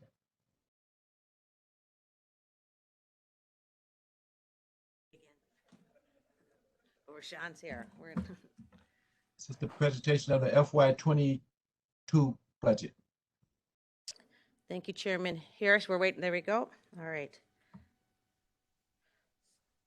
So once again, I believe it's good morning, County Board members, countywide elected officials, residents of Will County, department directors, and county staff, and distinguished guests.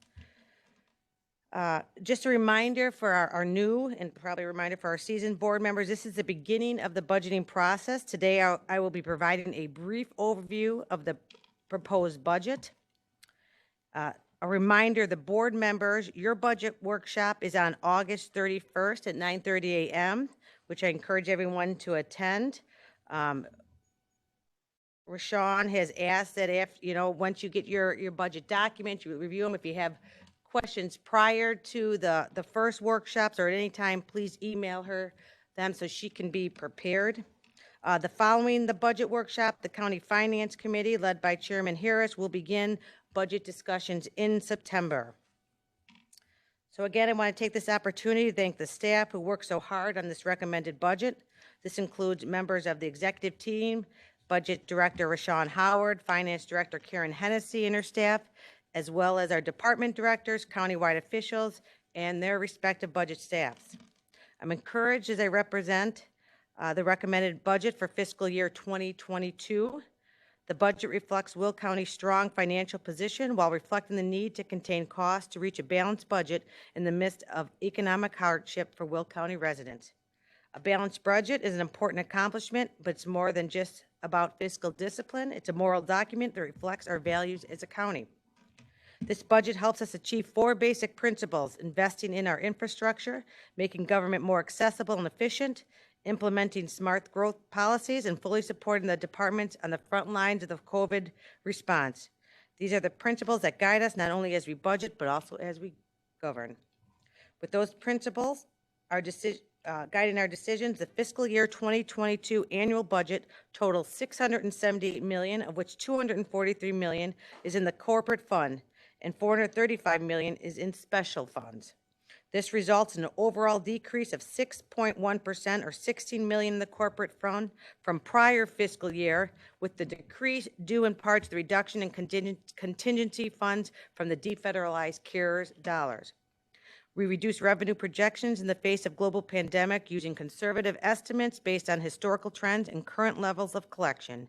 And we tightened our belt, reducing expenses in some categories to ensure expenditures meet anticipated revenues. The continued fiscal discipline demonstrated by the county board has paid great dividends to our community. The county's financial position is very strong as we continue to maintain a AA+ bond rating. Rating agencies such as Moody's and Standard & Poor's continue to commend the county on our diverse tax base, stable financial performance, and strong reserves and liquidity. As a result of this, we continue to meet our cash reserves target of 22 to 26% of our corporate fund budget. We also save taxpayers $20 million over the next 20 years by refinancing building will bonds, capturing a substantially lower interest rate.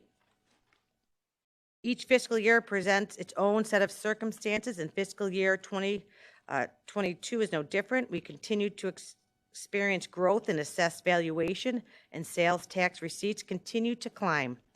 This allowed for strategic investments while maintaining the fiscal discipline Will County is known for. Some of those investments include a 5-year road and capital plan that recognizes ongoing and future projects, identifies dedicated funding resources. The capital plan includes $39.1 million for next fiscal year to fund for the construction of the renewable natural gas facility, county morgue, and renovation at 1300 Copperfield in the county office building. The 5-year road plan includes funding of $31 million for maintenance and improvements to our road infrastructure. Funding for 8 new positions, which will be adjusted to account for the latest update from the State Attorney's Office, 5 new positions in the Public Defender's Office, and 1 new position in the Probation Service Office in response to the new mandates from the recently enacted Warren Body Cam Act, as well as by the administrative offices of the Illinois courts. Will County has conducted numerous studies over the past decade, including the Stormwater Management Plan, Fairmont Flood Study Plan, Route 53 Corridor Plan, Area Trails Plan. But like the recently approved 2021 Energy and Conservation Plan, these studies require continual updates to reflect the work that has been executed. To further the great work by our Land Use Department, funds were included to hire a much-needed long-range planner to assist with updating our county's well-documented plans. The budget also includes continued investment in the staffing needs at the coroner's office, which Coroner Summers has identified as a major need to reduce the use of temporary staff and to allow for quicker response by our deputy coroners. The COVID-19 recession saw mortgage rates plunge to historic lows, creating a huge mortgage savings for buyers, coupled with the massive increase in remote work allowed for people to uproot and move in the pursuit of affordable real estate. What this meant for Will County is an increase in home prices and a 4% increase from the previous year in the estimated assessed value. This resulted in a decrease to the 2021 tax rate, currently at 0.572%, lower than the 2020 rate of 0.5 0.788%. On the other end, we saw a decrease in revenue from charges for service such as judicial fees and fees from our Sunny Hill nursing home. These reductions are a result of impacts from the COVID pandemic. Recently, the board took action to allow for residents outside the county to be placed at Sunny Hill, which will have a positive impact on future revenue. And the court system began the process of resuming normal operations this summer, so we should also see an uptick in future revenue.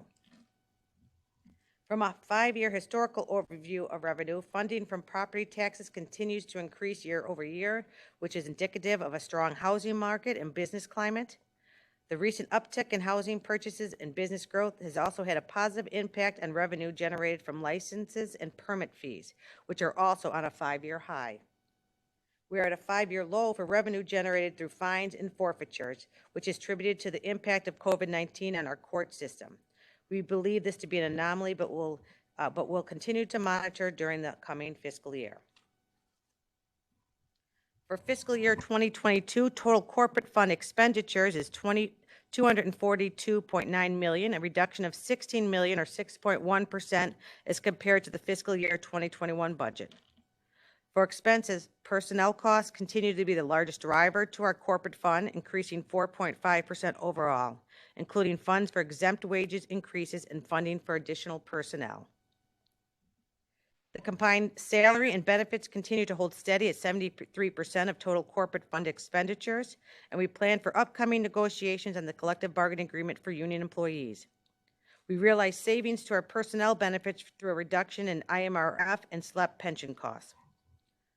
The budget also includes additional funding for our maintenance department as costs have increased due to the additional facilities the county now owns, including courthouse, health department, and public safety complex. We also have aging buildings that require not only physical improvements, but interior and exterior, but also to our IT infrastructure as our technology needs increase. Throughout the budgeting process, we stayed focused on our 4 basic principles: investing in infrastructure, making government more accessible and efficient, implementing smart growth policies, and fully supporting the department on the front lines of COVID response. I look forward to working with all 26 of you in the coming weeks as you execute your duty to carefully review this proposed and adopt a budget so that we can enter the new fiscal year with optimism and confidence. So again, a reminder I believe the books will be in the county. If you've not received them online, they will be in the county boardroom. This is step 1. I encourage everyone to go to the August 31 workshop. Thank you.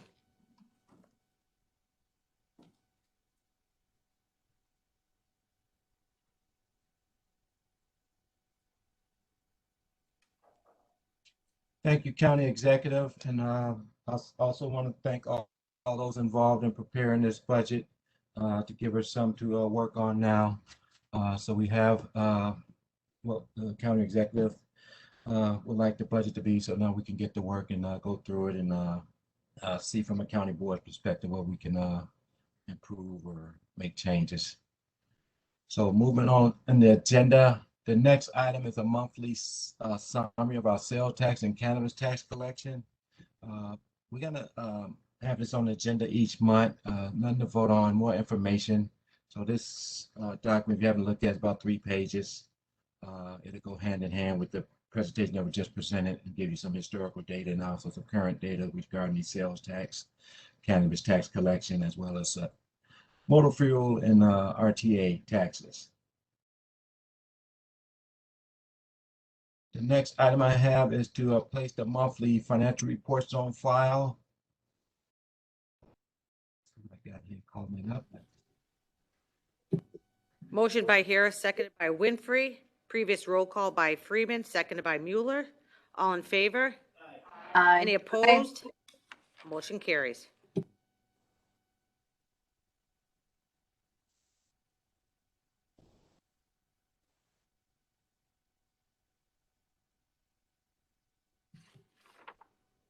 I'm sorry, where are we at? What did we just do? We approved We the just finan- we just approved the monthly financial reports that are placed on file.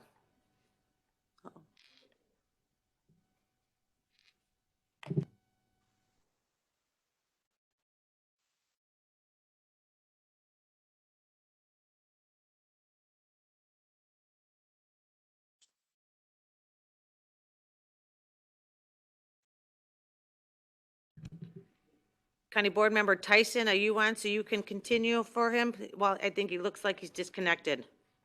I'm Oh, here. I'm sorry, here. Okay, there you go. You're back. Excellent. Okay. Margaret relieved. What did we just do? I'm sorry. You're on number 4. You're on number 4. I'm on number 4. Okay. Yep. Yeah, I have 2 resolutions to bring forward. The first one is 21-272. This is authorizing an amendment to the auditing contract with Baker Tilly to increase the fees for the FY21 audit to a not to exceed amount of $145,530. I so move. Motion by Harris, seconded by Frizzalone. Previous roll call by Winfrey, seconded by Freeman. All in favor? Any opposed? Motion carries. The next resolution is 21-273. This is authorizing the county executive to execute the necessary documents for the delinquent tax program. I so move. Motion by Harris, seconded by Winfrey. Previous roll call by Mueller, seconded by Brooks. All in favor? Aye. Any opposed? Motion carries. Okay, this concludes my report. As the county executive stated in her budget presentation, there will be a workshop on August 31st at 9:30. The next finance committee meeting is scheduled for September 7th at 11 a.m. And a special finance committee meeting is scheduled for the September 14th at 12 p.m. Note the time difference. One starts at 11, one starts at 12. I think the 14th we have a land use committee, so we want to allow more time. So thank you. Thank you, Chairman. Chairman Van Dyne, Public Works and Transportation. Good morning, Madam Executive, and everyone that's on our meeting this morning. We have some resolutions to approve this morning, starting with number 1, 21-274, confirming award of contract to Gallagher Asphalt Corporation, $176,644.30 for the Washington Road District's resurfacing Stony Island Avenue, County Board District 1, and I so move. Second, Newquist. Motion by Van Dyne, seconded by Newquist. Previous roll, Ogala. Previous by Ogala, seconded by Freeman. All in favor? Any Aye. opposed? Motion carries. 21-275, authorizing an agreement with Duke Realty Corporation, the Village of Romeoville, and County of Will for maintenance and energy of traffic signals at the intersection of County Highway 36 and private access. County Board Districts 3 and 9, and I'll make the motion.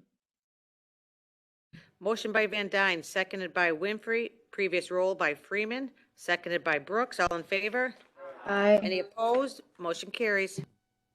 21-276, authorizing approval of supplemental professional services agreement for design engineering services for roadway and work on Bell Road from 159th to 151st, County Board District 7, and I so move.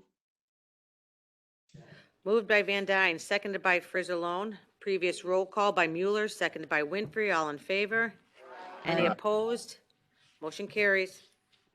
21-277, authorizing approval of supplemental professional services agreement for design engineering services on Bell Road, County Highway 16 at the intersection of 143rd, County Highway 37, County Board District 7, and I'll make the motion.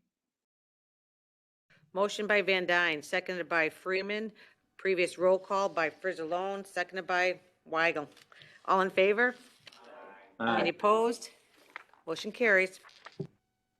21-278, authorizing approval of professional services agreement for the 2021 Will County Pavement Preservation Survey with Applied Research Associates, County Board Districts 1 through 13, and I so move. Motion by Van Dyne, seconded by Freeman. Previous roll call by Mueller, seconded by Brooks. All in favor? Aye. Any opposed? Motion carries. And lastly, 21-279, granting ingress and egress for the proposed warehouse on Gauger Road, County Highway 52 and County Board District 12, and I so move. Very good. Motion by Van Dyne, seconded by Winfrey. Previous roll call by Weigel, seconded by Frizzalone. All in favor? Aye. Any opposed? Motion carries. And our next Public Works and Transportation Committee meeting is scheduled for September 7th, 2021 at 9 a.m. And that concludes my report. Thank you. Thank you. Moving on to diversity and inclusion, Chair Tyson. Thank you, Madam Exec. Good morning, everyone. Good morning. There was a question in our committee that was And the questions that were asked in committee, they were addressed by Carmoni, and we have a revised document on file. It's in, you have yet, that documentation should be available to you online. So I would like to present Resolution 21-280, authorizing the county executive to execute a professional services contract with Carmona Strategic Solutions to perform diversity and inclusion consulting services for a not to exceed amount of $128,240. And I so move. Second, Ventura. Motion by Tyson, seconded by Ventura. Discussion. We have some discussion. County Board Member Ogala. Thank you, County Executive. Yeah, so I just want to just make a couple statements, and one is that for me, diversity inclusion means absolutely everybody. And I hope that this consulting company will give us a good report as to how we are into reaching out to all the little nooks and crannies we have in Will County, and how we look at hiring people regardless of race, religion, or gender, anything like that, because I want it to be inclusive. I want everyone to have an equal opportunity. If they have the skill set that we have, that we require for the position, I want them to be able to be have an equal opportunity to have that job. I thought that is what we have always done here, but this study will then, of course, provide that in paper documents that will actually affirm that to the constituents of Will County. I think it's very important that nobody be left out, and I mean nobody. And I do appreciate the fact that the changes were made that were of concerns, Margaret. I appreciate that, and thank you. Thank you, Judy. Thank you. County Board Member Berkowitz. Thank you. Okay, so I do have a question regarding the pricing proposal, number 2. It indicates that with the assistance of Will County stakeholders, there will be an outline of technical assistance plans, transforming challenges into opportunities. So what I'm wondering is there aren't any time marks on this, like if there's going to be periodic reviews, open reviews with the Diversity and Inclusion Committee or the board as a whole. So I don't see that. And I'm just wondering for number 2, will that occur, that identification and the discussion, will that be occurring in the Diversity and Inclusion Committee, or is that going to be a private group? I really would like to encourage that all of these things be done openly with the participation of the committee and the public. So can I have a little bit of feedback on that? Yes, Julie, the Carmona group plans on giving us a report on a monthly basis. And I'm pretty sure if we need a report more often than that, it will happen. Nick Palmer, would you like to weigh in on that? They're not here today. Oh, okay. Yeah, so. But Madam Exec or Mitch? Yeah, I would anticipate the conversations would take place regularly in the Diversity Inclusion Committee. I think when we sat down and have a conversation with Carmona about this, it was made clear that was to be the body that would be sort of overseeing the planning document that's before you. Julie, does that answer your questions? Well, so what I heard from Mitch is that specifically for that item number 2, that discussion and that collaboration is going to take place within the Diversity and Inclusion Committee, which will be in a public meeting. And if that is the case, I would like that noted in here, in this pricing proposal. So I'm going to, before Mitch answers, because I think you're not here, but so you're asking for whether or not all conversations with community stakeholders are going to be in the committee meetings, or are you going to just have conversations in the committee meetings? I'm talking about item number 2, which is in the pricing proposal, which is, you know, a part of we've got our contract and our pricing proposal. They work arm in arm. And I'm asking about clarification of item number 2. Speaker, did you want to address it real quick? Okay, yeah, Sure. go ahead, and then I'll get you. Julie, I definitely understand your concerns, that you want to make sure we continue to have a role and a voice in this process. I'll just remind everyone that this person will be under the charge of the county executive, as the county executive runs the day-to-day operations of the county, and they will be, you know, instructing the day-to-day work of the consultant. But we have assurances from the county executive, and we're working closely together on this, that there will be regular reporting, as Chair Tyson has mentioned, at the Diversity and Inclusion Committee to the board. That's what happens with just about every one of our consultants that we employ and contract with, and we are absolutely dedicated to making sure that those results and conversations happen in a public forum. Thank you. County Board Member Moustis?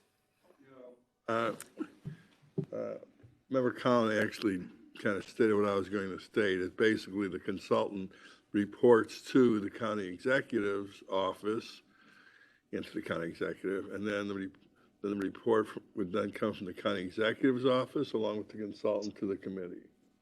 And that's basically what Ms. Collin stated. Thank you. County Board Member Balich? Yes, Board Member Balich? I've got a problem with the whole idea. Can you hear me? Yes, sir. Can you hear me? Okay. Yes, sir. Yes, we can hear you. I have a problem with the whole idea of hiring anybody for a couple reasons. The first reason is that the way we spend money at the county level, I got a question as to how long it'll take before we have to either raise taxes to an outrageous amount of money or we're going to go broke. The second thing that's probably more important about this is that when I talked about for probably the last 3 years that contracts that people have problems getting because they can't bid on them because they can't get bonding. I told them how they could do it by going to the SBA. And I don't know for sure how that works now because I've been out of the group that I was in since COVID. But they did have a way, it was called the Mentor Protege Program. And the narrative is not what this committee wants to hear, so they totally ignore it.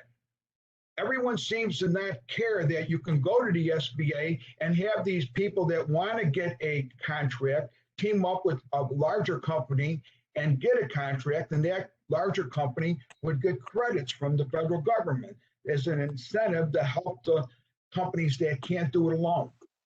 Nobody ever addresses that. That tells me one thing: it's politically motivated. And I don't like anything that I hear out of that diversity committee.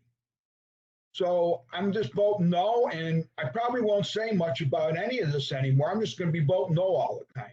Thank you. Thank you. Thank you.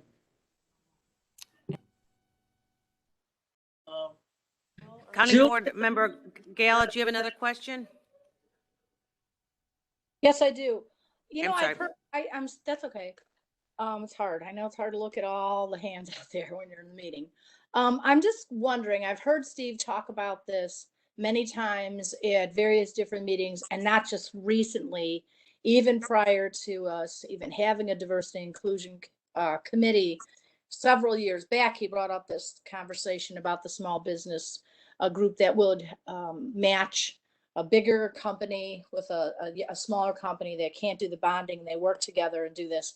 I wonder if we might be able to include that in the contract and request that this consulting company actually look into this so that we can provide possibly a way for that to happen, to look into this and see what the opportunities are there to be inclusive. Because if we have something like that, that opens the door to so many more small businesses that cannot do the bonding or anything, but they might be able, they would possibly have the opportunity to match with a larger company that needs those services performed, and they don't have to do it in-house. They can have an agreement with a smaller company for this, and that could change from time to time and project to project. So I'm wondering if we might be able to make an amendment to the contract. Would Margaret, what do you think about that? I don't know. That would be. It's in there. It's in there. It's in there? Part of the contract is to review our procurement process. Okay. Thank you. Thank you, Madam Exec. You're welcome. I don't see any other hands. So we have a motion by Tyson, a seconded by Winfrey. Madam Clerk, please call the County roll. Executive? Oh, I'm sorry, yes. Yes, I just had a couple other, two other questions. And I'm sorry to hold this up, but we weren't able to talk about this in the committee, and it was expressed at that time that this would be the place we would discuss and answer any questions we might have. So I'm just wondering if Mitch, if you can tell me what technical assistance plans means. I was kind of confused about that. It says outline technical assistant plans. That may be jargon in the diversity and inclusion community that I'm not aware of. So if you could define that for me. And then County Executive, I just want to request that we receive the report on a monthly basis, and that if we could please have the identification of all of the stakeholders that they reach out to, and also the representative from that organization, because quite often people will come talk to the board and we won't really know sometimes who they are or what group they're with. So I would also like these reports in a written fashion as well. So it's something that we can review and we can reflect on. So thank you for allowing me to ask those requests.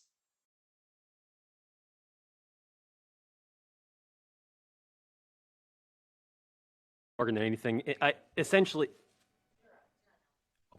sorry, I'll repeat myself. This is Mitch Shaban again. I would say it's more probably technical jargon, but in essence, it's essentially saying that, as part of this review process, it's going to identify any challenges the county has, both internally and externally, and then provide sort of an outline, like a roadmap. In this case, they use the word work plans to addressing those challenges. And it's not only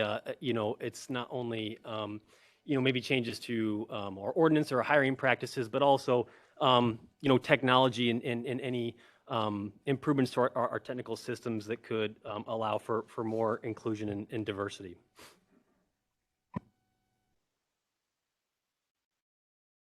Okay, Julie, does that answer your question?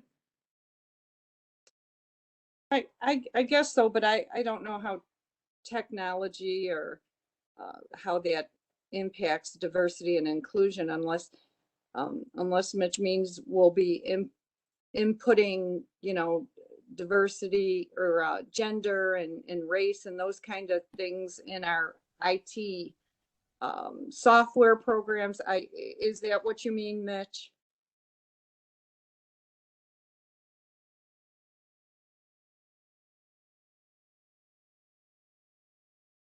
On our website, allowing for verbal communication on our website, so that if somebody is blind, that they can still access our services. So it's beyond. It's not just like the technical infrastructure within the county. It's sort of the interface that residents have when they interact with the county as a whole. you.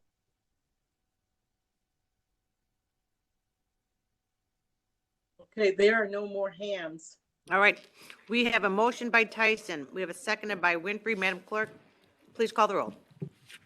Mueller. Mueller, yes. Frizzalone. Frizzalone, yes. Newquist. Yes. Ogala. Yes. Cook. Yes. Mustis. Mustis, yes. Mitchell. Yes. Mitchell, yes. Tyson. Yes. Harris. Yes. Trainier. Yes. Trainier. Yes. Fritz. No.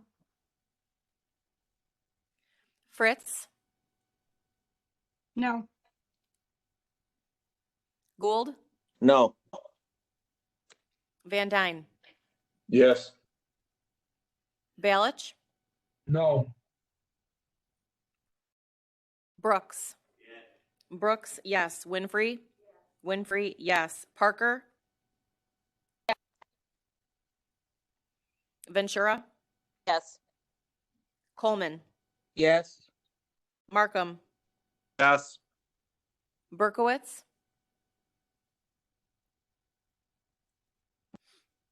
Yes, but I will be looking for those requests that I have made with the reporting and the information. Thank you. Pretzel. No. Weigel. Weigel, yes. Freeman. Freeman, yes. Krolitis. Yes. Cowan. Cowan, yes. 22 affirmative, 4 negative. With 23 ayes, the motion carries. Thank you, everyone. We voted yes. Our next meeting is, next Diversity and Inclusion Committee meeting is scheduled for September the 1st, 2021 at 10 o'clock a.m. Thank you, everyone. Thank you, Madam. Thank you. Chair Ventura, Public Health and Safety Committee. Yes, hi. We just have one today, resolution, or I don't know if it's resolution, it's 21-281, renewing contract for the therapy services at Sunny Hill Nursing Home, and I so move. Motion by Ventura, seconded by Freeman. Madam Clerk, please call the roll. I'd love to. Mueller. Yes. Mueller, yes. Frizzalone. Yes. Frizzalone, yes. Newquist. Yes. Ogala. Yes. Cook. Yes. Mustis. Yes. Mustis, yes. Mitchell. Yes. Mitchell. Yes. Yes. Mitchell, yes. Thank you. Thank you. Tyson. Tyson, yes. Harris. Yes. Trainier. Yes. Fritz. Yes. Gould. Yes. Van Dyne. Yes. Balich. Yes. Brooks. Brooks, yes. Winfrey. Winfrey, yes. Parker. Parker, yes. Ventura. Yes. Coleman. Yes. Markham. Yes. Berkowitz. Yes. Pretzel. Yes. Weigel. Weigel, yes. Freeman. Freeman, yes. Krolitis. Yes. Cowan. Cowan, yes. All right, our next Public Health and Safety Committee meeting is scheduled for September 1st, 2021 at 11 a.m. Thank you very much. With 26 ayes, the last motion did carry, and thank you, Chair Ventura. Chair Winfrey.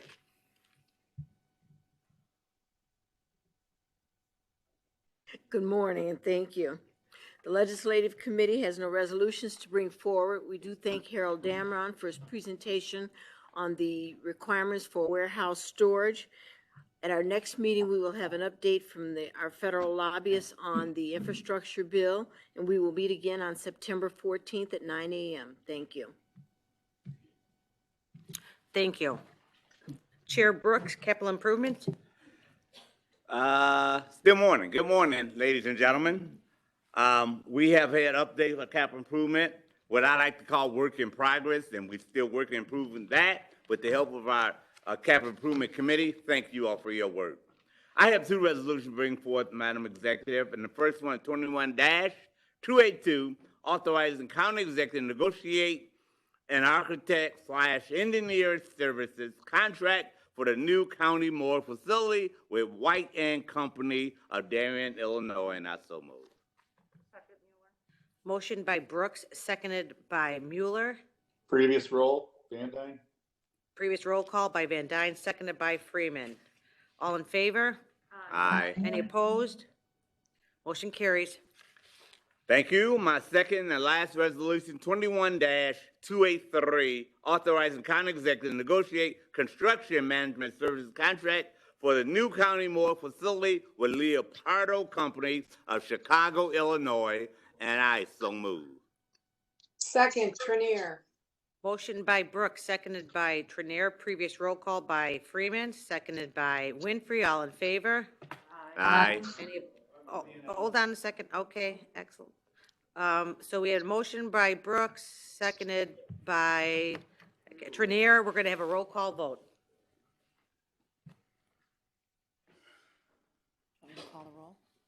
Madam Clerk, please call the roll. Mueller? Yes. Mueller, yes. Frizzalone? No. Frizzalone, no. Newquist? Yes. Ogala? Exotic edible pineapple drinks, pineapple, watermelon, and other free drinks. Ogala? I'll take one. Judy? Okay. Cook? Yes. I'll take 2. Mustis? Mustis, no. Mitchell? Mitchell, no. Mitchell, no. Tyson? Tyson, yes. Harris? Yes. Trainier? Yes. Fritz? Yes. Gould? No. Van Dyne? Yes. Balich? No. Brooks? Yes.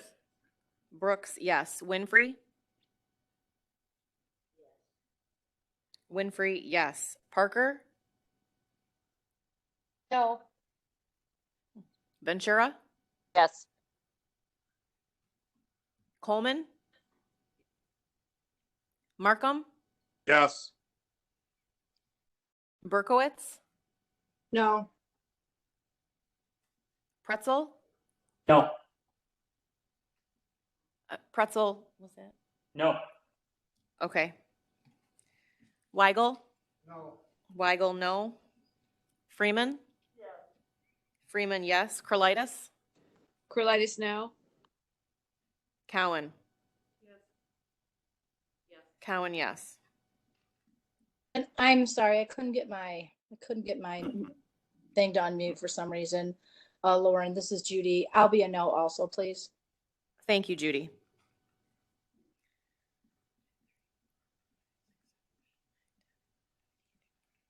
Yep. 15 affirmative, 11 negative. 15 aye, 11 nays. The motion carries. Yay! County Board Member Mustis. As some of you people are cheering, I do want to explain my no vote. It would be the coroner's office cheering. Yeah, okay. Please mute yourself. Well, even if it's the coroner's office. I'd like to explain maybe just a little bit why there were no's. And why I think very often all we get is lip service from people. You know, I voted no because I didn't think it was inclusive enough. I think there were contractors that weren't even considered. Some of them were minority contractors. So when you bring up this stuff about promoting and at least giving minority contractors a shot at things, and you don't even mention it, and you give a big yes, you know, I have to question, really, where are you at on some of this? This is a process that the county board is no longer involved in. You basically can say yes or no. As far as I'm concerned, process we haven't used in the past. County board was always involved in who was going to be interviewed, and if they were qualified, they were interviewed. Even if it meant 7 or 8 of them. And that's why I voted no. It's more on process, more whether it's inclusive or not. And I'm getting tired of lip service from people when they have an opportunity to really take some kind of action or stand up. I don't see it. So thank you, Madam Chair. Thank you. Madam Chair, can I have a raised hand? We've really kind of gone out of order here. This is really not the time to do this, and we should do this during discussion. I was given kind of leeway here to County Board Musa, so you'll have time during, but during your public comment, if you need extra time, I will allow that. But that's my fault. Well, my comment was to say discussion. that So those we'll go back to this. Okay. Yeah. Thank you. You're correct. County Board, I'm sorry, Chairwoman, or Speaker Cowan, we're gonna get it. Speaker Cowan, you're up. Oh, I'm sorry, I'm sorry. No, We have to finish, County Board Member Brooks. Oh, yeah, sorry. Brooks, you. Madam Executive, I fully understand why 15 people voted no. In committee, I want to have further discussion about this, as well as with the executive office. And I won't talk during comment, but I'll say thank you all for passing it, that support it. Our next meeting is September 7, 10 a.m. September 7, 10 a.m., and I'll be in this room. Thank you very much. Thank you. Speaker Cowan. Thank you very much. I would like to make a motion to open the public hearing regarding amending the Will County Code of Ordinances, Chapter 110 of the alcoholic beverages. Motion by Cowan, seconded by Frizzalone. Madam Clerk, please call the roll. Mueller. Yes. Mueller, yes. Frizzalone. Yes. Frizzalone, yes. Newquist. Yes. Ogala. Yes. Cook.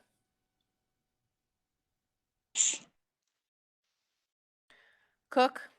Yes. Mostis. Yes. Mostis, yes. Mitchell. Mitchell. Tyson. Harris. Yes. Trainier. Yes. Fritz. Yes. Gould. Yes. Van Dyne. Yes. Balich. Yes. Brooks. Brooks, yes. Winfrey. Winfrey, yes. Parker. Ventura. Yes. Coleman. Yes. Markham. Yes. Berkowitz. Yes. Pretzel. Yes. Weigel. Weigel, yes. Freeman. Freeman, yes. Curlitis. Yes. Cowan. Cowan, yes. 25 affirmative. Mitchell gone. We are now in public hearing. Do we have any comments from the public at this time? All right, can I get a motion to close the public hearing? Motion by Cowan, seconded by Frizzalone. Madam Clerk, please call the roll. Mueller. Yes. Mueller, yes. Frizzalone. Frizzalone, yes. Newquist. Yes. Ogala. Ogala. sticky finger, sorry. Was that a yes, Judy? It was a yes. Thank you. Thank you. Cook? Yes. Mustis? Mustis, yes. Mitchell? Tyson? Tyson, yes. Harris? Yes. Trainier? Yes. Trainier? Yes. Fritz? Yes. Gould? Yes. Van Dyne? Yes. Balich? Yes. Brooks? Brooks, yes. Winfrey? Winfrey, yes. Parker?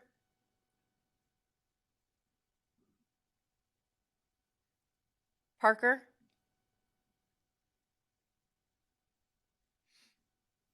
Ventura? Yes. Coleman? Yes. Markham? Yes. Berkowitz? Yes. Pretzel? Yes. Weigel? Weigel, yes. Freeman?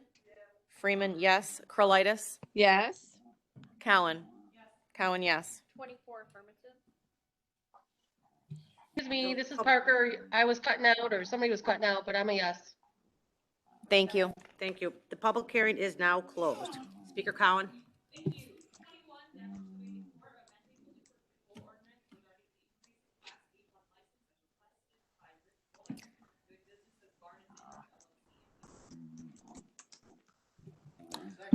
Motion by Cowan, seconded by Frizzalone. Previous roll call by Mueller, seconded by Ogala. All in favor? Aye. Any opposed? Motion carries. Thank you. 21-285, authorizing contracts with designated carriers for the Will County Group Benefits Plan, and I so move. Second Mueller. Motion by Cowan, seconded by Mueller. Previous roll call by Frizzalone, seconded by Brooks. All in favor? Aye. Any opposed? Motion carries. 21-286, approving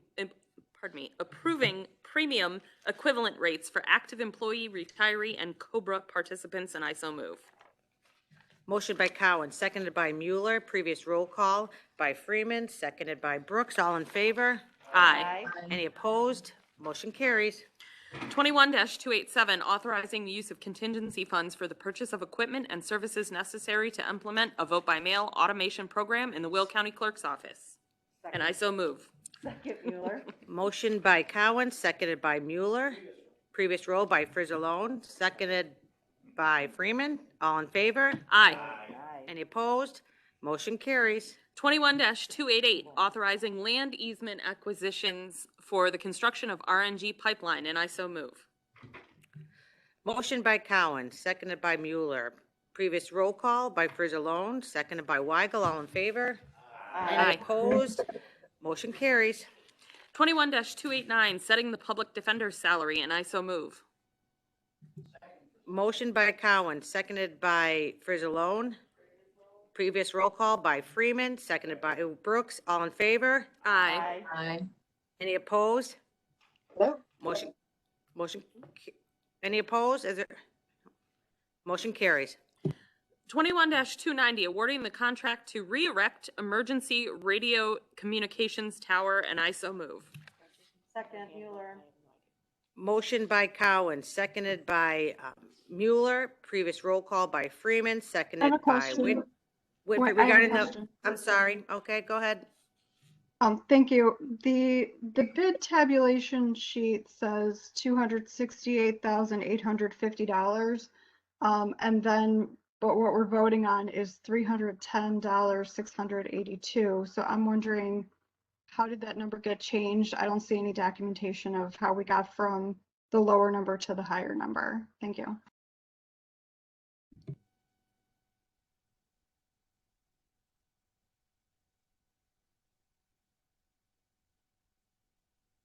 Good morning, board members. This is Tom from Will County EMA. I'd be happy to answer that question if you'd like. Yes, Tom.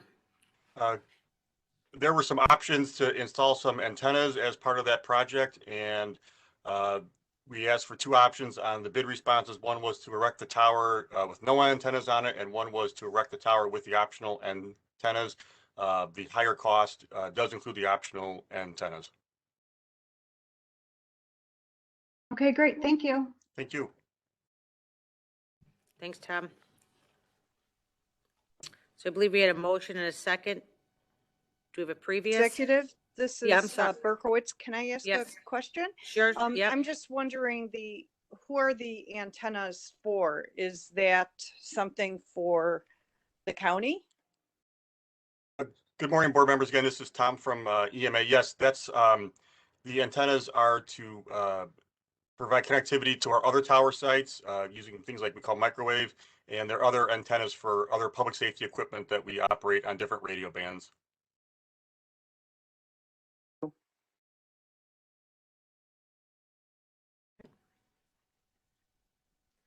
right, so we have a motion by Cowan, seconded by Freeman. We have a previous roll call by Mueller, seconded by Weigel. All in favor? Any Aye. opposed? Motion carries.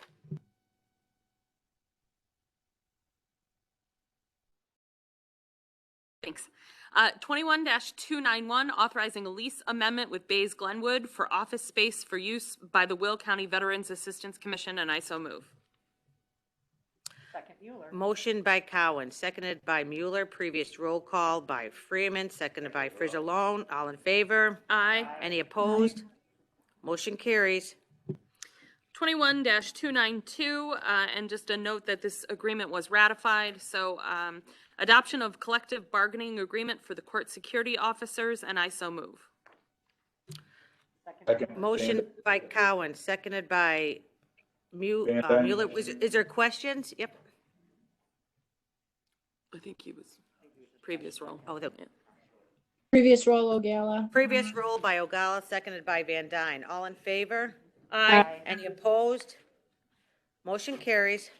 21-293, establishing maximum price for the new morgue facility, and I so move. Motioned by Cowan, seconded by Mueller. Previous roll call by Frizzalone, seconded by Freeman. All in favor? Aye. Any opposed?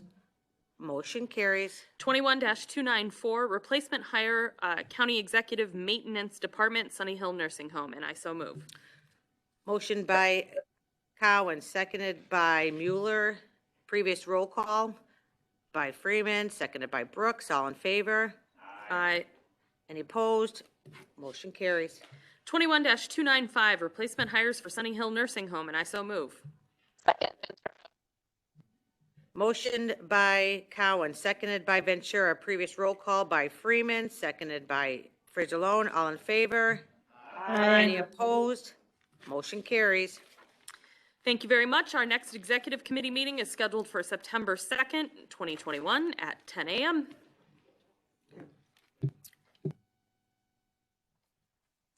There's no appointments this month. At this time, are there any public comments relevant to matters under the jurisdiction of the county? I know we have an email that came in.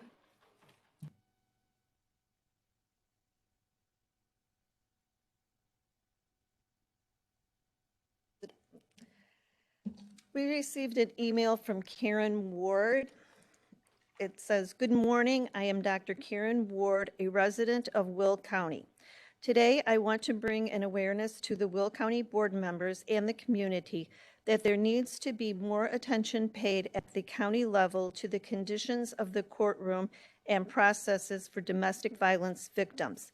Domestic violence is a serious community problem that has also been exacerbated by the conditions surrounding the pandemic. Right now, there are not adequate rooms for victims. A new environment must be created for victims. There must be more of an awareness of the needs of these individuals and families within Will County to be addressed by having private rooms in the courthouse where victims can meet with attorneys and advocates, and for all court personnel to have a better understanding regarding the sensitivity of these types of cases. Thank you." Thank you.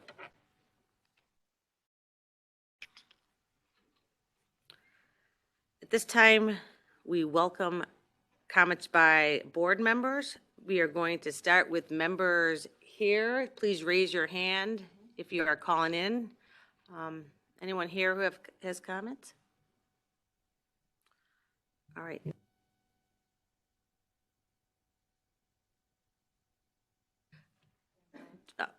County Board Member Van Dyne. Thank you, Madam Executive. In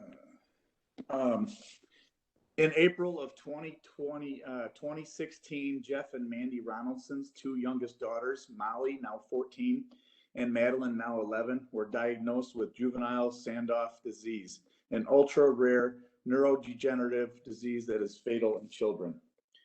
As with all children with this disease, the continued damage to the nerve cells has caused a loss in cognitive ability, loss of speech, and other health-related issues.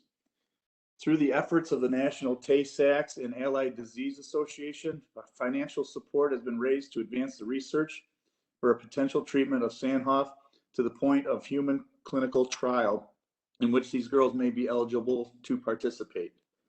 Over the last 5 years, the community has raised almost $180,000 for the research of this treatment and cure.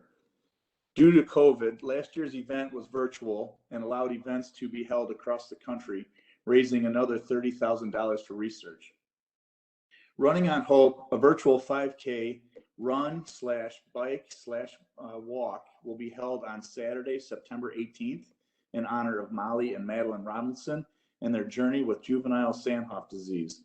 There will also be a lemonade stand, sweet treats, and a raffle. Staff will be emailing a flyer to all board members with registration information for this event. More information is also available on the Miracles for Molly and Madeline Facebook and Instagram pages in the events section.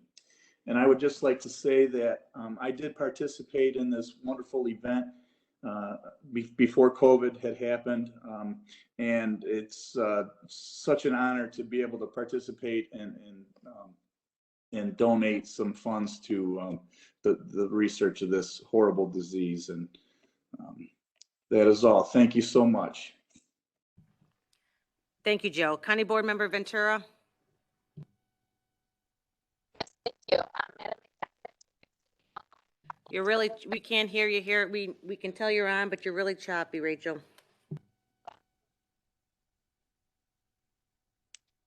Can you hear me better? Yes. Okay, so Madam Executive, to fix any ongoing problems with discussion before a vote, I just respectfully ask that before we accept a previous roll, perhaps we can just have the sentence, any discussion. I know sometimes we rush through it and then that discussion gets delayed.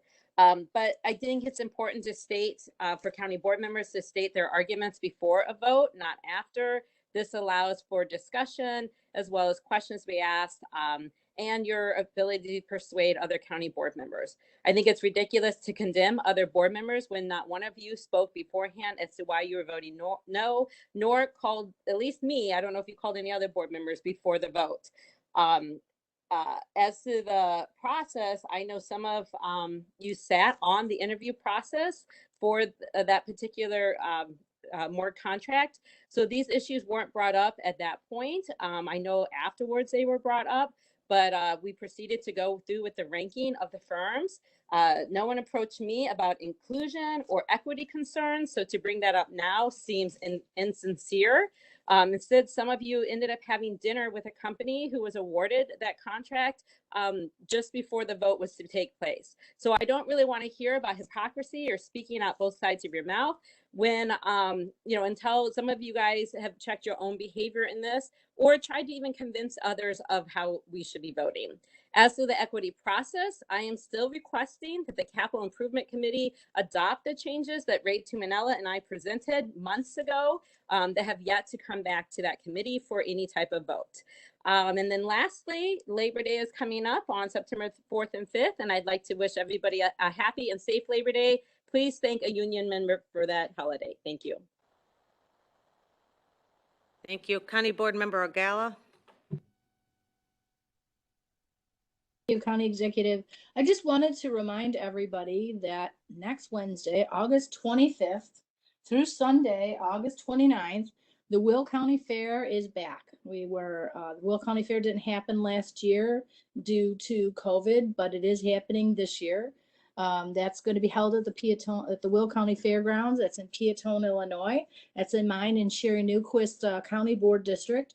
And we hope to see all of you out there enjoying the fairgrounds, visiting with the animals, and enjoying some of the delicious beverages. And if you have an opportunity to do some dancing or enter any other contest, there'll be many contests going on and judging, and it'll be an exciting time. I just want to remind everybody that that is coming up, and I hope to see you there. Thank you. Thank you. County Board Member Berkowitz. Madam Executive, I wasn't going to speak, but after Rachel's comments, I felt I needed to make my own comments and shed some information. I went to the committee of the whole meeting that morning, and I stayed for the meeting for the construction manager interviews. During that meeting, I was allowed to remain in the room. However, I was told I could not comment or speak. If I had a question, I couldn't present it, and I couldn't get an answer. I believe if my memory serves correctly, Commissioner Frissalone met Commissioner Mueller. There was Herb on that committee, and there might have been one other person. And then the coroner was present. So I was present the entire meeting, could not provide any input. And I've never seen that done before. And I honestly don't know what the reasoning was for that process. So I think there are other commissioners that might have the same question as I do. And is this going to be what we expect? I expressed concerns with the contract because for the diversity and inclusion committee, because of this experience with the process that was taken. So I guess, does anyone want to comment as to whether or not this is what we should expect in the future? After I walked out of that room, the decision had already been made. The voting had been done. The ranking had been completed, and the decision was made. There was no opportunity for any further discussion or questions. So is there any feedback? Can anyone provide feedback? This is your opportunity to make comments right now. If you'd like further discussions, I'm happy to talk to you regarding the process.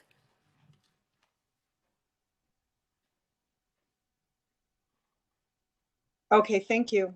You're welcome. This time, Joe, your hand is still up. Are you that is old hand, or do you have another comment? I apologize. That's an old. All right. Thank you. Thank you. Majority Leader. Any comments? Good afternoon. I'm not on, there we are. Good afternoon, everyone. In light of how late it is, I'll be short and sweet. Judy took one of my things I wanted to let you guys know about the county fair coming up. Also, I just wanted to say that I'm really looking forward to being part of ensuring that the county is working and moving toward a more inclusive and diverse place to work, live, play, and do business. I think this is a big step for us, hiring a diversity inclusion consultant, and I look forward to learning their findings. Also, just wanted to remind everyone, school's back in session. The kids are in the buildings. So let's be kind and compassionate to all the families. And remember, we have a lot of people in our community who have small children who still cannot be vaccinated. So let's all be gracious and make space for them. And with that, I will say, have a great holiday weekend, have fun at the fair, and I'll see you guys all next month. Thank you. Minority Leader Frizzalone. Thank you, and good afternoon, Will County. First, I want to thank everybody on the county board and the staff for all the hard work this month, and a special thanks to my caucus for their votes on behalf of their constituents. We don't always agree in our caucus, but I'm thankful that they always have their constituents in mind when they make their vote. So a little earlier today, we approved the contract for the diversity and inclusion consultant, and that's a really, really good thing. I am a little disappointed, though, that when we had the opportunity to hire a firm that planned on bringing young, underserved minorities into an internship program to help to move them into the trades, we did not. So I hope we're not just talking the talk. It's time for us to walk the walk, and I hope we all do. Now, today is National Aviation Day, which is really an exciting time for us, very apropos, because if you've been by Lewis College, you've seen the new tower go up. And many people from this board, past and present, worked with NACO and with our congressional leaders. Many of us were out there every year saying the same thing. We need a tower out there. Well, it's finally come to fruition.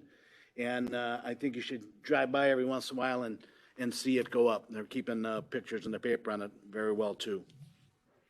And finally, on a very sad note, and that's why Jim just had to leave, Lori Smith, a former county board member and very, very good friend of Jim, just passed away about an hour ago. And so keep her in your prayers. I'm sure we'll have information on her services. Thank you. Thank you. Speaker Cowan. Thank you very much. I want to start by saying welcome back to school, everyone, and wishing everyone a happy and hopefully healthy school year. Wanted to let everyone know that the county board has sent out a survey about the American Rescue Plan and how we're going to be allocating funds. We have over 700 responses right now. County board members and community partners who are listening, if you can share that survey, the more info we get in, the better. So thank you for that. Also, just reiterating, congratulations to Midewin and their 25th anniversary. They are truly one of the crown jewels of our county. And if you haven't gotten out to see the buffalo, I definitely strongly recommend that trip. Wanted to just touch on a couple quick things that I'm excited about that are happening. Just a couple days ago, myself and Leader Mueller and Chair Winfrey were able to escort Congresswoman Marie Newman on a tour of the intermodal facilities in our county. We are the largest inland port, as the county executive mentioned earlier, so it's quite a thing to behold. Leader Frizzalone will be joining us in the future. Unfortunately, he had a work commitment, so he'll be joining us in the future for some of these congressional outreach days, as will the county executive, who also had a prior commitment the other day. So we're excited to be reaching out to our congressional delegation and making sure that they can see firsthand what our transportation and infrastructure needs are in this county. Similarly, on a different end of things, a lot of us are attending the annual, with the exception of last year, Farm Bureau tour tomorrow. This was one of my favorite events of 2019, and I'm really looking forward to it this year. And this year I'm bringing my dad, so that's going to be a lot of fun for everyone, I'm sure. And finally, I would like to just mention that the census results are out. Once again, Will County has grown. We didn't quite make it to 700,000, but we're close. And I really think that growth, even in a state that has lost population, we are an area that continues to grow. And I think that reflects our commitment to sound fiscal policies, to creating safe communities, good schools, and good jobs, good paying jobs. That's the places where people want to live, and that's what Will County is. And I know that I can speak bipartisanly and saying we are all committed to creating those things for all of our community members. Thank you very much, and geez, we'll see you in September. Thank you very much. With that, I need a motion to recess. Motion by Freeman, seconded by Mueller. All in favor? And we are now recessed until September 16th, 2021. Have a good afternoon.